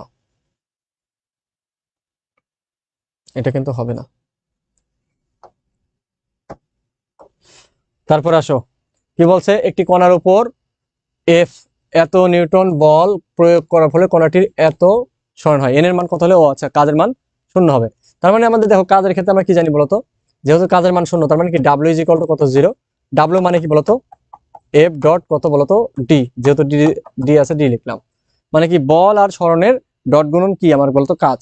তাহলে এখন গুণ করো 2 into 1, গুণ করলে কত বলতো 1, না সো 2, আচ্ছা প্লাস n মাইনাস 2 কত বলো তো মাইনাস 2n, তারপরে কি 1 ইন্টু 4 তাহলে কত প্লাস 4 ইজ ইকুয়াল টু কত 0, তাহলে 2 আর প্লাস 4 6, ওই পাশে গেলে কি মাইনাস 6, তাহলে minus 2n is equal to কত মাইনাস 6, তাহলে n ইজ ইকুয়াল টু কত আলটিমেটলি কত 3 হবে, তাই না? মাইনাস মাইনাস কাটা গেল 6/2 মানে 3, তো আমার n এর মান কত 3, বুঝতে পারছো? আশা করি বুঝতে পারছো। রাজশাহী ইউনিভার্সিটি কোশ্চেন এটা। তারপর কি বলছে, m ভরে একটি বস্তু গতিশক্তি e হলে এর ভরবেগ কত? আচ্ছা গতিশক্তির সাথে ভরবেগের সম্পর্ক কি বলতো p² কত বলতো 2m, যেহেতু আমাকে শক্তি e বলছে e লিখলাম, তাহলে দেখো এটা কি হবে বলতো তোমার এখানে 2m, আচ্ছা m বল দোস্ত আমি m লিখতে হবে, বড় m লিখলাম, তাহলে 2me ইজ ইকুয়াল টু কত p², না এটা পাশে গুণ হয়ে গেল, তাহলে বের করতে বলছে p, তার মানে p ইজ ইকুয়াল টু কত রুট ওভার কত 2me, রুট ওভার 2me, তার মানে आंसर কত হবে রুট ওভার কত 2me, রুট ওভার কত 2me। তারপরে আসো কোন বস্তুর ভর ধ্রুব থাকলে গতিশক্তি ও ভরবেগের মধ্যে রিলেশন, আমরা জানি e কে প্রপোর্শনাল টু কি বলতো p², সো এরকম যদি হয় y প্রপোর্শনাল টু কত x to the power n, তাহলে গ্রাফটা কেমন হয় বলতো এইভাবে ঘেঁষে যায়, অর্থাৎ একটার পাওয়ার বেশি y এর পাওয়ার 1 আর x এর পাওয়ার বেশি, তার মানে কি x অক্ষ ঘেঁষে যাবে। আবার যদি উল্টা ঘটনা ঘটে y এর পাওয়ার বেশি হলে y অক্ষ ঘেঁষে যাবে, যেহেতু আমার কি বলতো e কে নিচে y অক্ষে, তার মানে এই যে দেখো এটা p এর পাওয়ার বেশি, তার মানে কি x অক্ষ ঘেঁষে যাবে, বুঝতে পারছো? ওকে, তারপরে আসো 16 কেজি ভরের, আর এই গ্রাফের সকল গ্রাফ নিয়ে কিন্তু আমার ক্লাস চ্যানেলে দেওয়া আছে, বা লাগলে দেখে নিও। 16 কেজি ভরে একটি বোমা বিস্ফোরিত হয়ে 4 কেজি ও 12 কেজির দুটি খণ্ড হলো, 12 কেজি ভরের বেগ দেওয়া আছে, অন্য টুকরার গতিশক্তি, মানে কি 4 কেজির কি গতিশক্তি বের করতে বলছে, ঠিক আছে? তো 4 কেজির গতিশক্তি বের করতে বললে তাহলে আমার কত হবে বলতো e K is equal to কত বলতো হাফ ইন্টু 4 ইন্টু কত v², মানে বেগ স্কয়ার, তাহলে 4 কেজির বেগ লাগবে, তাহলে 4 কেজির বেগটা তুমি কিভাবে বের করবা ভাই? ওই যে আমাদের বের করা সহজ, কি বলতো m1 v1 is equal to কত m2 v2, তাহলে 4 কেজিকে তুমি যদি m1 ধরো তাহলে কি v1টা বের করতে হবে, m2 কত বলতো 12, এবং 12 কেজির বেগ কত 4, তাহলে দেখো 4 4 কাটা যাবে, তাহলে v1 কত পাবা বলতো 12 পাইলা, তাহলে এখানে কি আমি এককগুলো লিখতেছি না, তো 12 স্কয়ার, তাহলে এখন কাটাকাটি করো, দেখো এখানে হয় কত 2, তাহলে 2 ইন্টু 12 মানে কত 144, তাহলে কত হবে বলতো 288 জুল, তার মানে কি 288 জুল, বুঝতে পারছো? এরকম মাঝে মাঝে থাকে যে একটা মান দেওয়া থাকে না, তোমাকে বের করে নিতে হয়। অধিকাংশ কোশ্চেনই তোমার কি একটা সূত্র দিয়েই হয়, বাট কিছু কিছু কোশ্চেন থাকে যেগুলো কি বলতো আলাদাভাবে মান বের করে নিতে হয়। তারপরে আসো কি বলছে, একটি রাইফেলের গুলি নির্দিষ্ট দূরত্বে একটি তক্তা ভেদ করতে পারে, ওইরকম 16টি তক্তা ভেদ করতে হলে এর বেগ কত? এই কোশ্চেন কোনো না কোনো বিশ্ববিদ্যালয়ে তক্তা রিলেটেড কোশ্চেন আসে, মনে রাখবা n ইজ ইকুয়াল টু কত ভাই v², স্পেশাল সূত্র, n কি তক্তার সংখ্যা, v কি বেগ, তোমাকে বের করতে বলছে কি v, তার মানে v ইজ ইকুয়াল টু কত root over n, root over n মানে কত কয়টা তক্তা বলতো 16টা, তার মানে কত 4, তার মানে বেগের মান কত বলতো 4, সো আমার অ্যান্সার কত হবে 4 গুণ, অ্যান্সার হবে কি 4 গুণ, অ্যান্সার কত 4 গুণ। তারপরে আসো আমাদের কি বলতো তোমার কিভাবে করবো আমরা এগুলা, দেখো যে 1 জুল গতিশক্তির একটি বস্তু গতির বিপরীতে 1 নিউটন বল প্রয়োগে বস্তুটি কত দূর অগ্রসর হবে, সো এখানে মনে রাখবা ই কে ইজ ইকুয়াল টু কি বলতো ডাব্লিউ, মানে ই কে ইজ ইকুয়াল টু কত হবে তাহলে বলতো এফএস, কারণ আমার কাজ মানে কি শক্তি, এখানে বের করতে বলছে কি বলতো এস, তার মানে এস ইজ ইকুয়াল টু কত ই কে বাই কত এফ, ই কে এর মান কত 1, এফ এর মান কত 1, তার মানে কত 1 মিটার, বুঝছো 1 মিটার, অ্যান্সার কত 1 মিটার, ওকে অ্যান্সার কত 1 মিটার। তারপরে আসো কি বলছে, একটি বস্তুর গতিশক্তি দ্বিগুণ হলে এর বেগ কত হবে আদি বেগের, আচ্ছা গতিশক্তি দ্বিগুণ বেগের সাথে রিলেশন, তাই তো? তো আমরা জানি ই কে প্রপোর্শনাল টু কত বলতো v², তাহলে ভি প্রপোর্শনাল কত বলতো রুট ওভার ই কে, না ভি প্রপোর্শনাল টু কত বলতো ভি প্রপোর্শনাল টু কত রুট ওভার কত ই কে, এখন ই কে আমি কয় গুণ করছি বলতো দ্বিগুণ করছি, ই কে দ্বিগুণ করছি, তার মানে কি v2 কত হবে বলতো √2 v1, তার মানে কত 1.41 v1, তাই তো? সো আমাদের এখানে কত হবে বলতো পার্সেন্টেজ নিলে কত 141%, ঠিক আছে? ভগ্নাংশ থাকলে 1.41, পার্সেন্টেজ নিলে কত হয় 141%, তো এটা আমরা নর্মাল জিনিস আমরা এটা করতে পারবো। তারপর দেখো 30 মিটার উচ্চতা থেকে একটি বস্তুকে বিনা বাধায় পড়তে দিলে কত উচ্চতায় গতিশক্তি বিভক্ত দ্বিগুণ হবে, সো গতিশক্তি এই অঙ্কগুলোর ক্ষেত্রে x ইজ ইকুয়াল টু কত h/n+1, কখন বলতো ই K is equal two NEP হলে, NEP E K is equal to কত বলতো NEP, তাহলে সেক্ষেত্রে আমাদের এইচ এর মান কত বলতো 30, এন এর মান কত 2 + 1, কারণ দ্বিগুণ বলছে কত 10 মিটার, 10 মিটার, বুঝছো? যদি উল্টা বলতো এরকম আমি লিখে দিচ্ছি, হ্যাঁ EP is equal to N E K হলে তখন কি হতো বলতো এক্স ইজ ইকুয়াল টু কত এন এইচ বাই কত এন প্লাস ওয়ান। ওকে, এগুলো হলো special technique. So H by N plus N হলো কত গুণ, এইচ হলো উচ্চতা, EK is equal to N EP. যেহেতু আমার গতিশক্তি বিভব শক্তির দ্বিগুণ বলছে, তার মানে 2। সো 30/2 প্লাস 1 কত বলতো, 30/3 মানে কত, 10 মিটার। তারপর আসো, কোন বস্তুর গতিশক্তি 300% বৃদ্ধি করা হলে উক্ত বস্তুর ভরবেগ বাড়বে। কত বাড়বে বলতো, কত বাড়বে বলো? যে গতিশক্তি তোমার দ্বিগুণ বৃদ্ধি করা হয়েছে, ঠিক আছে, ভরবেগ চাইছে।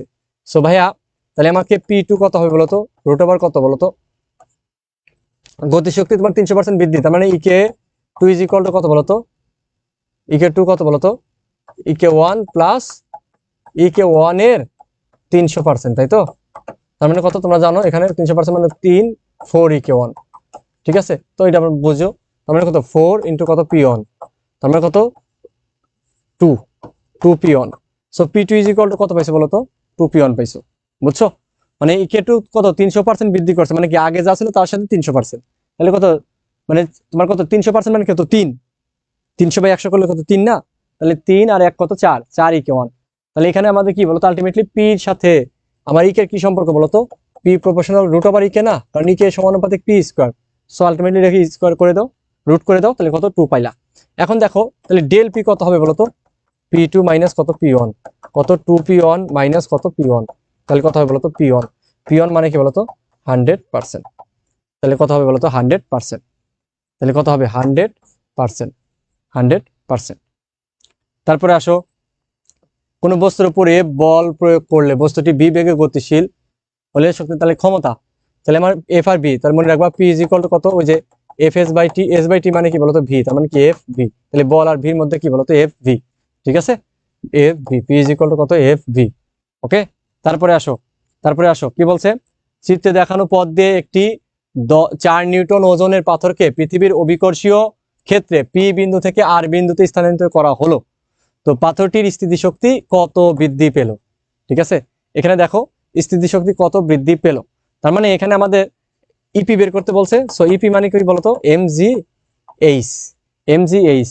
সো এখানে দেখো আমাকে কিন্তু ওজন দেওয়া আছে, তার মানে কি বলতো এমজির মান দেওয়া আছে, এখানে অনেকে ভুল করে ফেলে, মানে এমজি মানে 4, এই এমজির মান দেওয়া আছে কত 4, আর এইচ কত বলতো, এইখানে যে আসছে এইচ কোনটা, এটা না, তার মানে এইচ কত 30, অনেকে ভাবে কি 50, না এইচ হলো বস্তুটা যেখানে থাকবে তার থেকে খাড়া নিচে, তার মানে কত 30, তাহলে কত 120, তাহলে অ্যান্সার কত হবে 120, বুঝছো?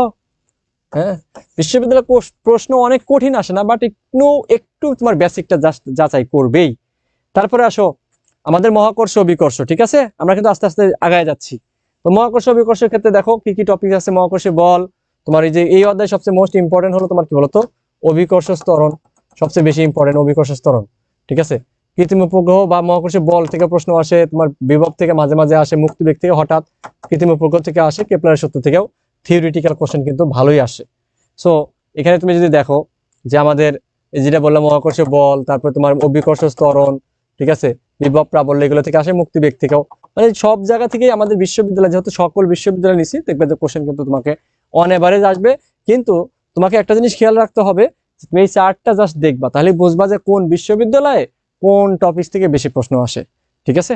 তারপরে আসো আমাদের কোশ্চেনটা দেখি কি বলছে, আর দূরত্বে রাখা দুটি ক্ষুদ্র কণার মধ্যে পরস্পর মধ্যাকর্ষণ বল কত বলতো, মধ্যাকর্ষণ বল হলো তোমার এফ। কণা দুটির মাঝখানে একটি ভারী লোহার বস্তু, ধরো এখানে একটা বস্তু আছে, এখানে একটা বস্তু আছে, কণা, তাদের মাঝে ভারী লোহা রাখছে ভাই, তাহলে আগে ছিল কত এফ, পরে কি কমে যাবে না বাড়বে, না যা ছিল তাই থাকবে, কারণ এফ নির্ভর করে কি ভরের উপরে আর দূরত্বের উপরে। আমি তো তাদের ভর চেঞ্জ করি নাই, দূরত্ব চেঞ্জ করি নাই, তাহলে কি হবে বলো, চেঞ্জ হবে, হবে না। তার মানে কি আগে যা ছিল তাই থাকবে, বুঝছো?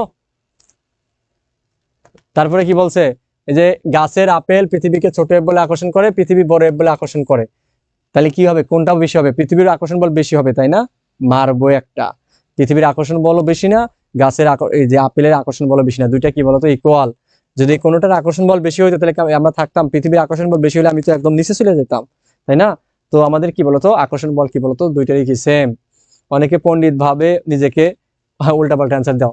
মহাকর্ষীয় ধ্রুবকের মাত্রা কি বলতো, এটা মনে রাখতে হবে, L Q M inverse 1 T inverse 2, এটা তুমি এভাবে বের করতে পারো, তুমি জানো F G m1 m2 by কত বলতো ডি স্কয়ার, এটা জানো না, তাহলে এখানে জি ইজ ইকুয়াল টু কত বলতো, যদি কখনো ভুলে যাও তাহলে এটা মনে রাখবা, এখান থেকে যে এফ এর মাত্রা দাও, ডি এর মাত্রা দাও, M1 M2 এর মাত্রা দাও, দেখবা চলে আসবে। সো আমি বলবো যে তুমি এটা মুখস্থ রাখবা, না পারলে তুমি এখান থেকে বসায় দিবা, ঠিক আছে। তারপরে আসো, দুটি বস্তুর মধ্যে কি বলে মধ্যকার দূরত্ব অর্ধেক, আর কি করছে হাফ, তার মানে আমাকে কি বলতো এফ হবে কত বলতো 4 গুণ, এফ হবে কয় গুণ 4 গুণ, 4 গুণ বাড়ে, তাই না? তোমরা এটা জানো, কারণ এফ এর সাথে এফ ইজ ইকুয়াল টু মনে রাখবা 1 বাই কি ডি স্কোয়ার ইন্টু কত F1, ঠিক আছে। এই ডি কত করছো অর্ধেক, তাহলে 1/2 মানে কি 1/2 স্কোয়ার, তাহলে কত ইন্টু এফ, তাহলে কত হয় বলতো 4F। তারপরে দেখো, এম ভরে একটি বস্তুকে পৃথিবী ভূপৃষ্ঠ থেকে এইচ ইজ ইকুয়াল টু আর উচ্চতা নিয়ে যেতে প্রয়োজনীয় শক্তির পরিমাণ কত? শক্তির পরিমাণ ই ইজ ইকুয়াল টু কত বলতো GMM 1/r মাইনাস কত 1/r প্লাস এইচ, ঠিক আছে। তো এটা আমরা জানি এইচ উচ্চতা নিয়ে গেলে এখানে এইচ মানে কত আর, তাহলে কত হবে GMM 1/r মাইনাস কত 1 বাই কত 2r, কারণ এইচ এর মান আর। তাহলে এখানে দেখো লসাগু কত হবে বলতো GMM, লসাগু হলো কত 2r, এখানে হবে কি 2 মাইনাস 1, তাহলে কত 1/2, তাহলে কত হলো GMM, ঠিক আছে, বাই কত 2r। তো আমি এখানে একটা ভাঙবো আর কি, যেহেতু আমার GMM নাই, ছোট জি আনতে হবে, তার মানে কি আমাকে অবশ্যই GM/r স্কোয়ার করতে হবে, ঠিক আছে। GM/r স্কোয়ার যদি আমি করি, তাহলে দেখো এখানে থাকলো কি এম, এখানে থাকলো কি নিচে কি বলতো তোমার 2, এবং কি বলতো তুমি এখানে আর স্কোয়ার না আর একটা কি বেশি নিচে, তার মানে উপরে কি একটা আর দিতে হবে, এখানে তো আর একটা ছিল, তাই না? তাহলে দেখো এই GM/r স্কোয়ার মানে কি জি না, তাহলে আমরা এখানে কি লিখতে পারি বলতো, এখানে আমরা লিখতে পারি MGR বাই কত 2, বুঝছো, MGR বাই কত 2, MGR লেখা MGR/2, MGR/2, বুঝছো তো নাকি? প্যারা নেওয়ার দরকার নেই, জাস্ট এরকম হইলে এরকম হবে, একটু মনে রাখবা, 1-2 বার করলেই মনে থাকবে। তারপরে দেখো, 100 কেজি ভর বিশিষ্ট কোনো বস্তুর ওজন পৃথিবীর কেন্দ্রে নিলে কত হবে বলতো 0, কারণ পৃথিবীর কেন্দ্রে জির মান কত 0, তো জি যদি 0 হয় আমার MGও 0। তারপর দেখো কত অক্ষাংশে জির মান সর্বাপেক্ষা বেশি, তাহলে ল্যামডা অক্ষাংশে জি ল্যামডা জি করলো জি মাইনাস ওমেগা স্কোয়ার আর কজ স্কোয়ার ল্যামডা, যেহেতু কজ আছে ভাই, যেখানে কজের মান কি বলতো এই পার্টটা যদি আমার কি হয়, এই পার্টটা যদি 0 হয়, তার মানে কি যখন জির মানটা কি হয় বলতো ম্যাক্সিমাম না, তাহলে এই পার্টটা 0 কখন হবে, কজ কি 90 ডিগ্রিতে, 90 ডিগ্রি কজ 90 ডিগ্রি মান কত 0, তার মানে কি 90 ডিগ্রিতে আমার কি বলতো 0, 90 ডিগ্রি মানে কি বলতো মেরু, তাই না? তো তারপরে আসো আমাদের কি বলতো এম এবং ব্যাসার্ধ আর, জি/জি তুমি জানো জি ইজ ইকুয়াল টু কত, আমি একটু দ্রুত করতেছি কারণ কি বলতো, কারণ এগুলো হলো রিভিশন ক্লাস, কারণ তোমার সময় নষ্ট করে তো লাভ নাই। তাহলে জি/জি, এই জিটা এই পাশে চলে আসলো M/r স্কয়ার, আমি বেসিক ক্লাস কিন্তু অনেক সময় নিয়ে পড়াই, হ্যাঁ, M/r স্কয়ার, M/r স্কয়ার, তার মানে অ্যান্সার কত M/r স্কয়ার, অ্যান্সার কত M/r স্কয়ার। তারপরে আসো কি বলছে, দুটি গ্রহের ঘনত্ব সুষম এবং সমান। আচ্ছা এখানে একটা জিনিস মনে রাখবা, জি প্রপোর্শনাল টু কত আর, কখন বলতো রো সমান হলে, ঘনত্ব সমান। আবার জি প্রপোর্শনাল টু কত 1/r স্কয়ার, আমরা জানি কখন বলতো এম সমান হলে, ভর সমান হলে, ঠিক আছে। এখন কি সমান বলতো, ঘনত্ব সবসময় সমান, তার মানে ইউজ হবে কি এটা, তাহলে আমাদের প্রথমটির ব্যাসার্ধ দ্বিতীয়টির দ্বিগুণ, তার মানে কি G1/G2 ইজ ইকুয়াল টু কত 2r1 বাই কত, প্রথমটির ব্যাসার্ধ দ্বিতীয়টার দ্বিগুণ মানে কি 2r বাই কত এখানে r, তার মানে কত হবে বলতো 2:1, একদম নর্মাল, আর পুরোটা পড়াই লাগলো না, তাই না? প্রথমটার আর দ্বিতীয়টার কি অনুপাত চাইছে, যেহেতু প্রথমটা দ্বিতীয়টার দ্বিগুণ, তার মানে কি G1 এর ব্যাসার্ধ কি দ্বিগুণ হবে, তাই তো? ওকে, তাহলে 2:1।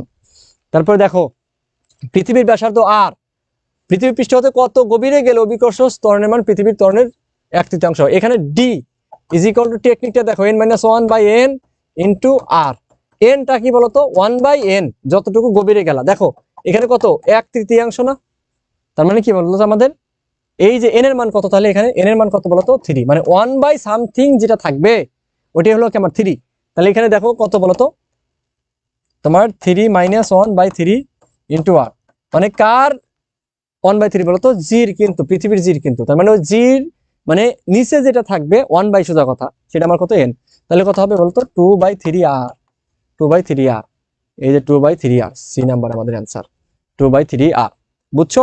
তারপরে আসো দেখো এটা আমার ওটা তো বলে গভীরের ক্ষেত্রে, এখন দেখো আমি আরেকটা দিছি কি বলতো উচ্চতার ক্ষেত্রে, কত উচ্চতায় অভিকর্ষ ত্বরণের মান অর্ধেক হবে, এখানে মনে রাখবা এইচ ইজ ইকুয়াল টু কত বলতো ভাইয়া √n - 1 root over n minus one into কত আর, ঠিক আছে, root over n minus one into কত আর, ঠিক আছে। তাহলে এখন এটা তুমি কিভাবে করবো বলো, এখানে দেখো একটু খেয়াল করে দেখো কত উচ্চতায়, কত উচ্চতায়, তাহলে এখানে দেখো আমাকে কি অর্ধেক হয়েছে তাই না, তাহলে কত 1/2 না, 1/2, একটু দাঁড়াও 20 মিনিট, তো 1/2, সো আমাদের দেখো 1/2, তার মানে এখানে n এর মান কত বলো তো 2, মানে 1/n করতে হবে, বুঝছো, এই যে 1 বাই নিচের যেটা থাকবে সেটা আমার কি বলতো n, তাহলে n এর মান কত 2, তাহলে আমার কত রুট 2 মাইনাস 1 ইন্টু কত আর, তাহলে দেখো রুট 2 মাইনাস 1 কত 1.41 মাইনাস 1 ইন্টু আর, তাহলে কত 0.41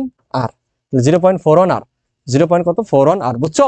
তাহলে আমার দুইটা সূত্র মনে রাখবা, d ইজ ইকুয়াল টু কত বলতো n minus 1/n into R, আর h ইজ ইকুয়াল টু কত root over n minus 1 into R, এই দুইটা সূত্র মনে রাখবা। ওকে, একটা উচ্চতার একটা কি গভীরতার ক্ষেত্রে দেখো আর ব্যাসার্ধের পৃথিবীর পৃষ্ঠে অভিকর্ষ বিভব ভি হলে আর উচ্চতা বিভবের মান কত, এই কোশ্চেনটা কিন্তু যে কোনো সময় চলে আসবে, মাইনাস জিএম বাই কত আর প্লাস এইচ, এইচ উচ্চতায়, তাহলে ভাই আমার কত উচ্চতায় আর উচ্চতায়, তাহলে মানে এইচ ইজ ইকুয়াল টু কত আর, তাহলে H is equal to R হলে তাহলে V H is equal to কত জিএম বাই কত বলতো আর প্লাস আর, মানে কি 2r না, তাহলে দেখো এই আর প্লাস আর 2r হলে তাহলে 1/r কত ইন্টু কত 1/2, এটা মানে কি বলতো ভি, তার মানে কি পাবা বলতো ভি বাই 2, কারণ V is equal to minus GM by R, মানে কি V by 2, okay, V by 2। তারপরে আসো কি বলছে, পৃথিবীর ব্যাসার্ধ একটি গ্রহের ব্যাসার্ধের দ্বিগুণ, কিন্তু গ্রহের পৃষ্ঠের অভিকর্ষ ত্বরণ পৃথিবীর অভিকর্ষ ত্বরণের 8 গুণ, মুক্তিবেগ কত। আচ্ছা, মুক্তিবেগের দুইটা সূত্র, একটা হলো জি ইজ ইকুয়াল টু কত রুট ওভার 2g আর, রুট ওভার কত 2g আর, আরেকটা কি বলতো রুট ওভার কত 2gm বাই আর, বুঝছো। তো এখন দেখো আমাদের ভর আর 2gm বাই আর, হ্যাঁ ভর আর কি বলতো আমাদের এটা থাকলে এটা হবে, আর যদি আমাকে অভিকর্ষ ত্বরণ এটা থাকে তাহলে এটা হবে, ঠিক আছে। অভিকর্ষ ত্বরণ আর ব্যাসার্ধ দুইটাতে ব্যাসার্ধ আছে, এটাতে কি অভিকর্ষ ত্বরণ, এটা কি ভর, যেহেতু অভিকর্ষ ত্বরণ আছে তার মানে কি অন্য গ্রহের, তার মানে কি ধরলাম অন্য গ্রহে ভিএম বাই কত ভিই ইজ ইকুয়াল টু কত বলতো, তাহলে জিএম বাই কত জিই ইন্টু কত বলতো আর এম বাই কত আর ই, তাই তো। এখন একটু খেয়াল করে দেখো, কারণ জিএম আর এম এর সাথে কি জি, এইখানে ভিটা কি সরি এখানে ভি ভি আমি জি লিখছি কেন, সরি সরি সরি, এটা ভি মুক্তিবেগ, ওকে। তো একটু খেয়াল করে দেখো, তাহলে মুক্তিবেগের সাথে এগুলোর সম্পর্ক কি বলতো আমাদের বর্গমূলের সমানুপাতিক, ঠিক আছে। তো সেইভাবে আমি বসাইলাম, কি বলছে ব্যাসার্ধ পৃথিবীর ব্যাসার্ধ অনুগ্রহের দ্বিগুণ, তার মানে কি হয় বলতো পৃথিবীরটা কত দ্বিগুণ, ঠিক আছে। এবং কিন্তু গ্রহের অভিকর্ষ ত্বরণ পৃথিবীর অভিকর্ষ ত্বরণ 8 গুণ, মানে যেই গ্রহে যাবা সেটার অভিকর্ষ ত্বরণ 8 গুণ, তার মানে কত 8/1, তার মানে কি এইটা দ্বারা তুমি কাটো কত হবে 4, তার মানে কত 2, দ্বিগুণ হবে 2 গুণ, ঠিক আছে। জাস্ট সঠিকভাবে বসা দিলেই হয়ে যাবে। ওকে, তাহলে আমাদের প্রায় শেষের দিকে আমরা চলে আসছি। এটা দেখো এম ভরের একটা বস্তুকে কমপক্ষে কত বেগে, কমপক্ষের যে বেগটা সেটা কত বলতো, কমপক্ষে কত বেগে তুমি উপরের দিকে নিক্ষেপ করলে সেটা কি পৃথিবীতে ফিরে আসবে না, তার মানে কি মুক্তি বেগ চাইছে, বি ইজ ইকুয়াল টু কত বলতো রুট ওভার 2g আর, কারণ কি একমাত্র মুক্তি বেগে নিক্ষেপ করলে সে আর কি পৃথিবীতে ফেরত আসে না, মুক্তি বেগের সূত্রটা কি রুট ওভার 2g আর, তার মানে এটা সিস্টেমে দিছে কতবার আসছে দেখছো। সো এবার এগুলো কিন্তু অনেক অনেক ইম্পর্টেন্ট। ভূস্থির উপগ্রহের পর্যায়কাল কত, এটা পড়ানোর কিছু নাই, পর্যায়কাল তোমার 24 ঘন্টা। তারপরে কি পর্যায়কাল টি এবং সূর্য থেকে আর এর কেপলারের তৃতীয় সূত্র কি বলতো টি স্কোয়ার সমানুপাতিক কত আর কিউব, যেহেতু তোমার টি স্কোয়ার নাই তার মানে কি টি প্রপোর্শনাল টু কত আর বাই 3 বাই কত 2, তাই তো রুট হয়ে গেল তোমার 3/2, টি প্রপোর্শনাল টু কত এটা আসছে, ঠিক আছে। ওকে, তারপরে দেখো আমাদের পদার্থের গাঠনিক ধর্ম, এটা আমাদের কি ফার্স্ট ইয়ারের 7ম অধ্যায়, ঠিক আছে। যেহেতু আমি শর্ট সিলেবাসের উপর ক্লাস নিচ্ছি, মানে শর্ট সিলেবাসের অধ্যায়গুলা, সো শর্ট সিলেবাসে তোমার এখানে কি বলতো এই 3টে টপিকস আছে, তাই না, প্রথম পার্টটা প্রবাহিতা নাই। ওকে, সো দেখো এখানে আমাদের সবগুলো টপিকসই ইম্পর্টেন্ট ভাইয়া, সবগুলো টপিক্স থেকে আমাদের প্রশ্ন আসে, সো তোমাকে একটা টপিক্সে বাদ দেওয়া যাবে না, কারণ 2-3টে টপিক্স থাকা মানে তোমার ফুল টপিক্সটাই তোমাকে পড়া উচিত, ঠিক আছে। কারণ তুমি বিশ্ববিদ্যালয়ে চান্স পেতে চাও তাহলে একটু কষ্ট করবা না। দেখো গুণাঙ্ক থেকে আমাদের কি পরিমাণ প্রশ্ন আসছে, দেখো গুণাঙ্ক থেকে প্রশ্ন আসছে সবচেয়ে বেশি এই অধ্যায়ের, ঠিক আছে। এই অধ্যায় থিওরিটিক্যাল প্রশ্নগুলো বেশি আছে, কাজ শক্তি ক্ষমতা থেকে ঢাকায় মানে হঠাৎ হঠাৎ আমাদের তোমার একটু পড়লা আর কি, তো গুণাঙ্কটাই সবচেয়ে বেশি ইম্পর্টেন্ট, বাকিগুলো থেকে কিন্তু তোমার কি রারিউতে আসছে, আবার কি সিইউতে আসছে, অন্যান্য বিশ্ববিদ্যালয়ে আসছে। তো দেখো আমাদের বলছে কি নিচের কোনটির মাত্রা নেই, আমরা একটু দ্রুত আগাবো কারণ আমাদের অল্প সময়ে বেশি পড়তে হবে, কারণ তোমাদের সময় কম। নিচের কোনটির মাত্রা নেই বলতো, মাত্রা নেই কার বলতো, বিকৃতির কোনো মাত্রা নেই, বিকৃতির কি নেই বলতো কোনো মাত্রা নেই, তারপরে কি বৃষ্টির একটি বড় ফোঁটা ভেঙে অনেকগুলো ছোট ফোঁটায় পরিণত হলে বড় ফোঁটার তুলনায় ছোট ফোঁটাগুলোর সমষ্টিগত ক্ষেত্রফল। মনে রাখবা ছোট ফোঁটার ক্ষেত্রফল কি বলতো সবসময় বেশি হয়, ঠিক আছে। যেহেতু বড় ফোঁটা থেকে কি বলতো, বড় থেকে কি বলতো তোমার ছোট হয়েছে, তার মানে কি বলতো ক্ষেত্রফল কি বলতো এখানে কি বলতো ডেল এ বাড়বে, বাড়বে। যদি উল্টা গণনা করে যে ছোট থেকে বড় হয়েছে, তার মানে কি বড় ফোঁটার ক্ষেত্রফল কি কমে যাবে সবসময়, তার মানে ছোট ফোঁটার ক্ষেত্রফল সমষ্টিগত ক্ষেত্রফল বাড়বে। স্থিতিস্থাপক গুণাঙ্ক, স্থিতিস্থাপক গুণাঙ্ক মানে কি বলতো গুণাঙ্ক, তো গুণাঙ্ক বা যে কোনো গুণাঙ্ক, ঠিক আছে, একক কি হবে বলতো একক ও মাত্রা, একক ও মাত্রা কি হবে বলতো, যেহেতু গুণাঙ্ক মানে কি পীড়ন বাই বিকৃতি, বিকৃতির কিছুই নাই, তার মানে কি বলতো পীড়নের সমান, পীড়ন, পীড়ন, ঠিক আছে, পীড়নের, পীড়নের কি বলতো পীড়নের একক ও মাত্রা, সোজা কথা। যে কোনো গুণাঙ্ক সেটা স্থিতিস্থাপক গুণাঙ্ক, ইয়াং গুণাঙ্ক, আয়তন গুণাঙ্ক যাই হোক না কেন, সেটার একক কি হবে বলতো পীড়নের একক এবং মাত্রা হবে। সেই পীড়নের একক কি বলতো পীড়ন, পীড়ন মানে কি আমরা জানি পীড়ন ইজ ইকুয়াল টু কি বলতো এফ বাই এ, এফ মানে কি বলতো এম এ বাই কত এ। সো এই একক কি বলতো এটার একক কি এম, এটা কত বলতো এল টেন ইনভার্স 2 বাই কত বলতো এল স্কোয়ার। তার মানে কি আমাদের L square, L sorry sorry sorry এখানে হ্যাঁ এখানে একটা এল, তাহলে উপরে গেলে কি -2, এখানে কি আমাদের +1, তার মানে কত হবে বলতো M L inverse 1 T inverse 2, এটা হবে M L inverse 1 T inverse 2, ঠিক আছে। এটা উপরে গেলে -2 M L inverse 1 T inverse 2, okay. এটা মনে রাখতে হবে। তাহলে যে কোনো গুণাঙ্কের একক মাত্রা আমাদের ক্ষেত্রে এরকম হবে। তো দেখো কি বলছে, একটি তারের ইয়াং গুণাঙ্ক ওয়াই দেওয়া আছে, তারটির দৈর্ঘ্য 7% বাড়ে, মানে কি 100 আগে ছিল কত 100% থাকা মানে কি 7.5 বাড়ছে। পীড়ন কত তোমরা জানো, ওয়াই ইজ ইকুয়াল টু কত বলতো পীড়ন বাই কত বলতো বিকৃতি, তোমরা জানো দৈর্ঘ্য পীড়ন বাই দৈর্ঘ্য বিকৃতি, তার মানে কি আমাদের পীড়ন বের করতে বলছে। তাহলে পীড়ন ইজ ইকুয়াল টু কত ওয়াই ইন্টু কত বলতো দৈর্ঘ্য বিকৃতি কত ছোট এল বাই বড় এল। মানটা যদি আমি বসায় দেই, এটা কত ছিল 11 ছিল। আচ্ছা, তো 4 ইন্টু কত 10 কত 11, হ্যাঁ এটা 11 ইন্টু ছোট এল বাই বড় এল মানে 7.5 মানে কি বলতো পার্সেন্ট মানে কি বলতো ছোট এল 7.5 আর বড় এল কত 100, বুঝছো। তাহলে একটু খেয়াল করে দেখো এই 7.5 আর 4 7.5 ইন্টু 4 4 7 28 এবং 4 বা 0.5 কত 2, তার মানে কত 30। এইটা এবং এটা গুণ করলে 7.5 আর 4 গুণ করলে কত হয় বলতো এটা এটা এখানে এটা এটা কি গুণ করছো, ঠিক আছে, গুণ করলে তোমার কি হচ্ছে বলতো 30 ইন্টু এইটা যদি উপরে যায় তাহলে মাইনাস কমে যাবে না, কত বলতো -2 হবে, তাহলে কত 10 কত 9, 30 তো কোথাও নাই, তার মানে কি হবে 3, 3 যখন লিখবে তখন পাওয়ার 1 কি বলতো বেড়ে যাবে, এত কি বলতো আমাদের পীড়ন, পীড়ন মানে কি বলতো newton per metre square. So আমাদের 3 ইন্টু 10 কত 10 নিউটন পার মিটার স্কোয়ার। বুঝতে পারছো, এই টাইপের অঙ্ক নিয়ে অনেকেই প্যারা খাওয়া যাও, পার্সেন্টেজ অঙ্ক ভাই প্যারা নাই, জাস্ট তুমি সঠিকভাবে করলেই হয়ে যাবে, ওকে। তারপরে দেখো একটি আদর্শ দৃঢ়বস্তুর ইয়াং গুণাঙ্ক কত বলতো ইনফিনিটি, তোমরা জানো। তারপরে আসে আমাদের 1 মিলিমিটার স্কোয়ার প্রস্থচ্ছেদ বিশিষ্ট, মানে কি এ দেওয়া আছে এটা, ঠিক আছে। একটি ইস্পাত তারের দৈর্ঘ্য 5% বৃদ্ধি করতে বলের প্রয়োজন কত, এই যে দেখো ওয়াই ইজ ইকুয়াল টু কত তোমরা জানো এফ বাই এ বাই কত এল বাই এল। তাহলে এখান থেকে দেখো তো কি লেখা যায় ওয়াই ইজ ইকুয়াল টু কত এফ এল বাই কত এ এল, তাই না, তোমরা এটা জানো। এফ এল উপরে গেল উল্টে গেলে এটা হলো। এখন দেখো তোমাকে বের করতে বলছে কি এফ, তার মানে এফ ইজ ইকুয়াল টু কত ভাইয়া ওয়াই এ ছোট এল বাই কত বড় এল। মানটা বসায় দাও, ওয়াই এর মান কত আমাকে দেওয়া আছে 2 ইন্টু 10 কত 11, এর মান কত দেওয়া আছে 1 মিলিমিটার স্কোয়ার মানে কি বলতো 10 কত -6। কেন হইলো বলতো 1 মিলিমিটার মানে কি বলতো 1 মিলিমিটার মানে হলো 10 কত -3 মিটার, কিন্তু 1 মিলিমিটার স্কোয়ার মানে কি বলতো 10 কত -3 স্কোয়ার, তাহলে কত হলো বলতো 10 কত -6 মিটার স্কোয়ার, বুঝছো। সো মিলিমিটার থাকলে কিন্তু তোমার 10 -6 হয়। তারপর দেখো এল, এল কত বলতো 5% মানে 5 বাই এল কত, তাহলে বড় এল কত 100। একটু খেয়াল করে দেখো ভাইয়া যে এখানে 5 দুগুণা কত বলতো 10, আর 10 যদি হয় এইখানে কত আছে 10 স্কোয়ার হচ্ছে না, তাহলে 2, এই 2 উপরে গেলে কি -6 এর জায়গায় কত -8, তাহলে 11 থেকে তুমি যদি -8 করো কত 3, তাহলে কত 10 ইন্টু 10 কত 3, তার মানে কত 10 আর 10 3 মানে কত বলতো 10 কত 4। সো আমাদের 10 কত 4, এই হবে আমাদের অ্যান্সার, ঠিক আছে। এটা হবে আমাদের কি বলতো অ্যান্সার, এই হবে অ্যান্সার, ওকে। তারপরে আসো নিচের কোনটি পয়সনের অনুপাতে মান হতে পারে। পয়সনের অনুপাতে মান কি বলতো -1 থেকে আমার +12 পর্যন্ত, তাই তো। তো এখন দেখো -1 থেকে +1/2 পর্যন্ত, তা এগুলো দেখো এটা আমাদের কি হবে, এগুলো সবই কি +1/2 এর বেশি, তার মানে অ্যান্সার কোনটা বলো তো, আমাদের এ নাম্বার অ্যান্সার। এটা তো -1 থেকে কম, ঠিক আছে, একদম সহজ সহজ অঙ্ক। আয়তন গুণাঙ্কের বিপরীত রাশিকে কি বলে ভাইয়া? সংনম্যতা বলে। এই অধ্যায় থিওরিটিক্যাল প্রশ্ন কিন্তু পড়তে হবে।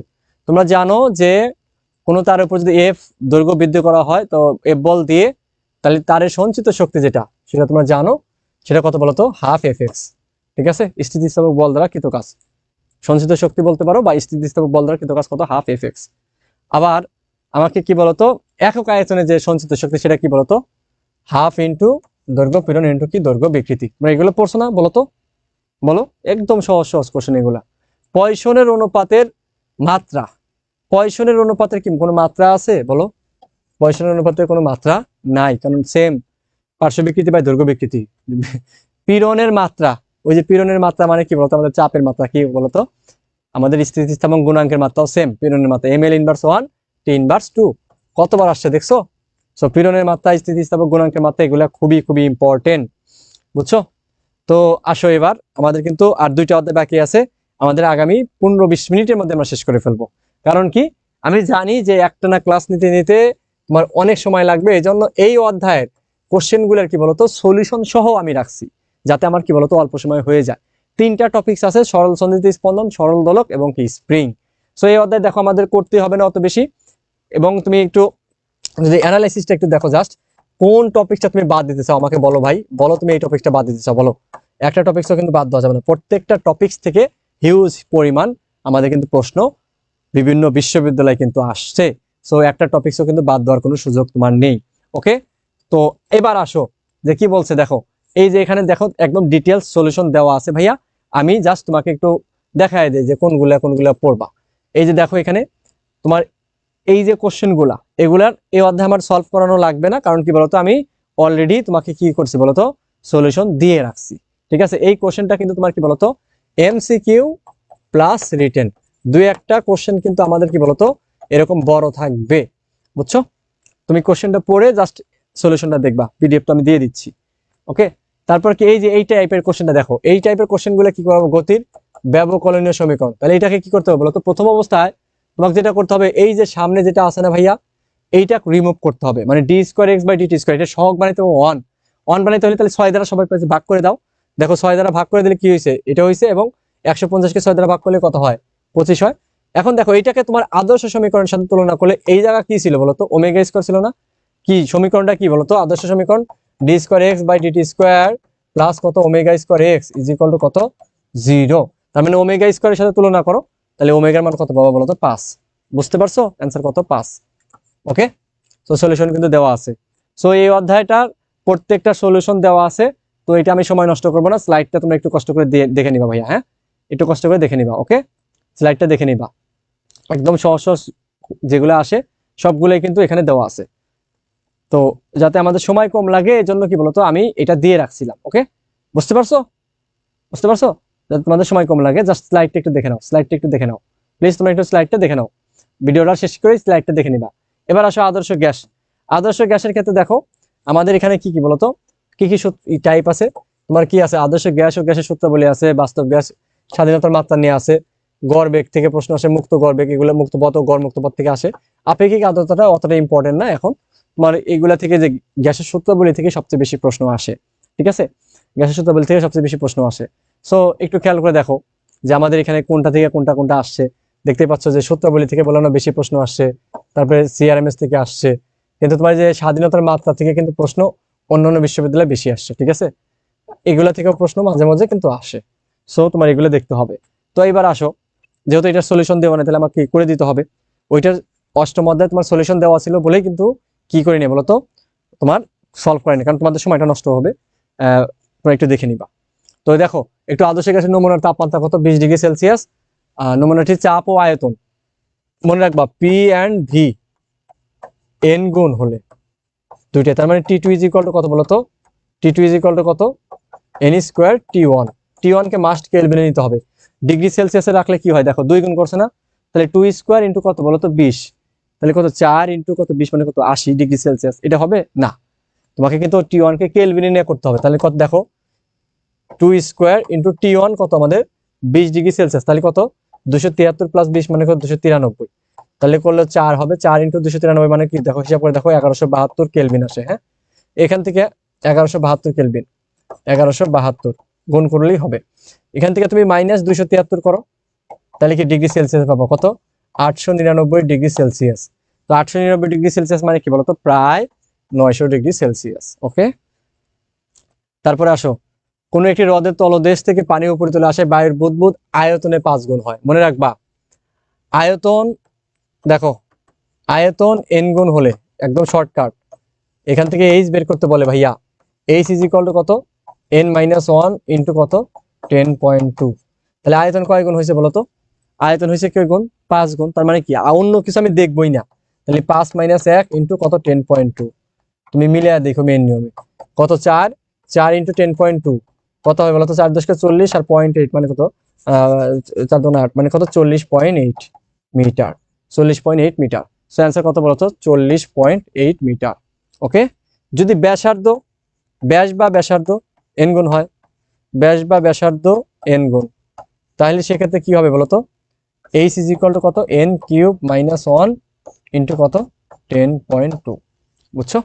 তারপরে আসো কি বলছে SI এককে r এর মান কত, ঠিক আছে, r এর মান কত বলতো জুল পার মোল পার কেলভিন, ডি নাম্বার 8.314। আমাদের বাস্তব গ্যাস কখন হয় বলতো তোমরা জানো? হ্যাঁ, মানে হিট দিলে সবকিছু ঠিক হয়ে যায়, তাই না? মানে উচ্চ তাপমাত্রায়, আর তাপমাত্রা যখন উচ্চ হবে চাপটা লাগবে নিম্ন, মানে ভিন্ন হইতে হবে, বিপরীত হবে, ঠিক আছে, উচ্চ তাপমাত্রায় নিম্ন চাপে।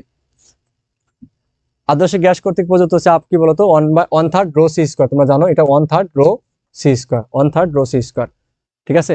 10 লিটার আয়তনের বদ্ধ পাত্রে 300 কেলভিন তাপমাত্রায় 16 গ্রাম অক্সিজেন যে চাপ প্রদর্শন করে, একই পাত্রে একই তাপমাত্রায় কত গ্রাম নাইট্রোজেন চাপ রাখলে কি বলতো একই চাপ প্রদর্শন করবে, মানে একই চাপ, মানে আমরা জানি ভাইয়া PV = কত nRT।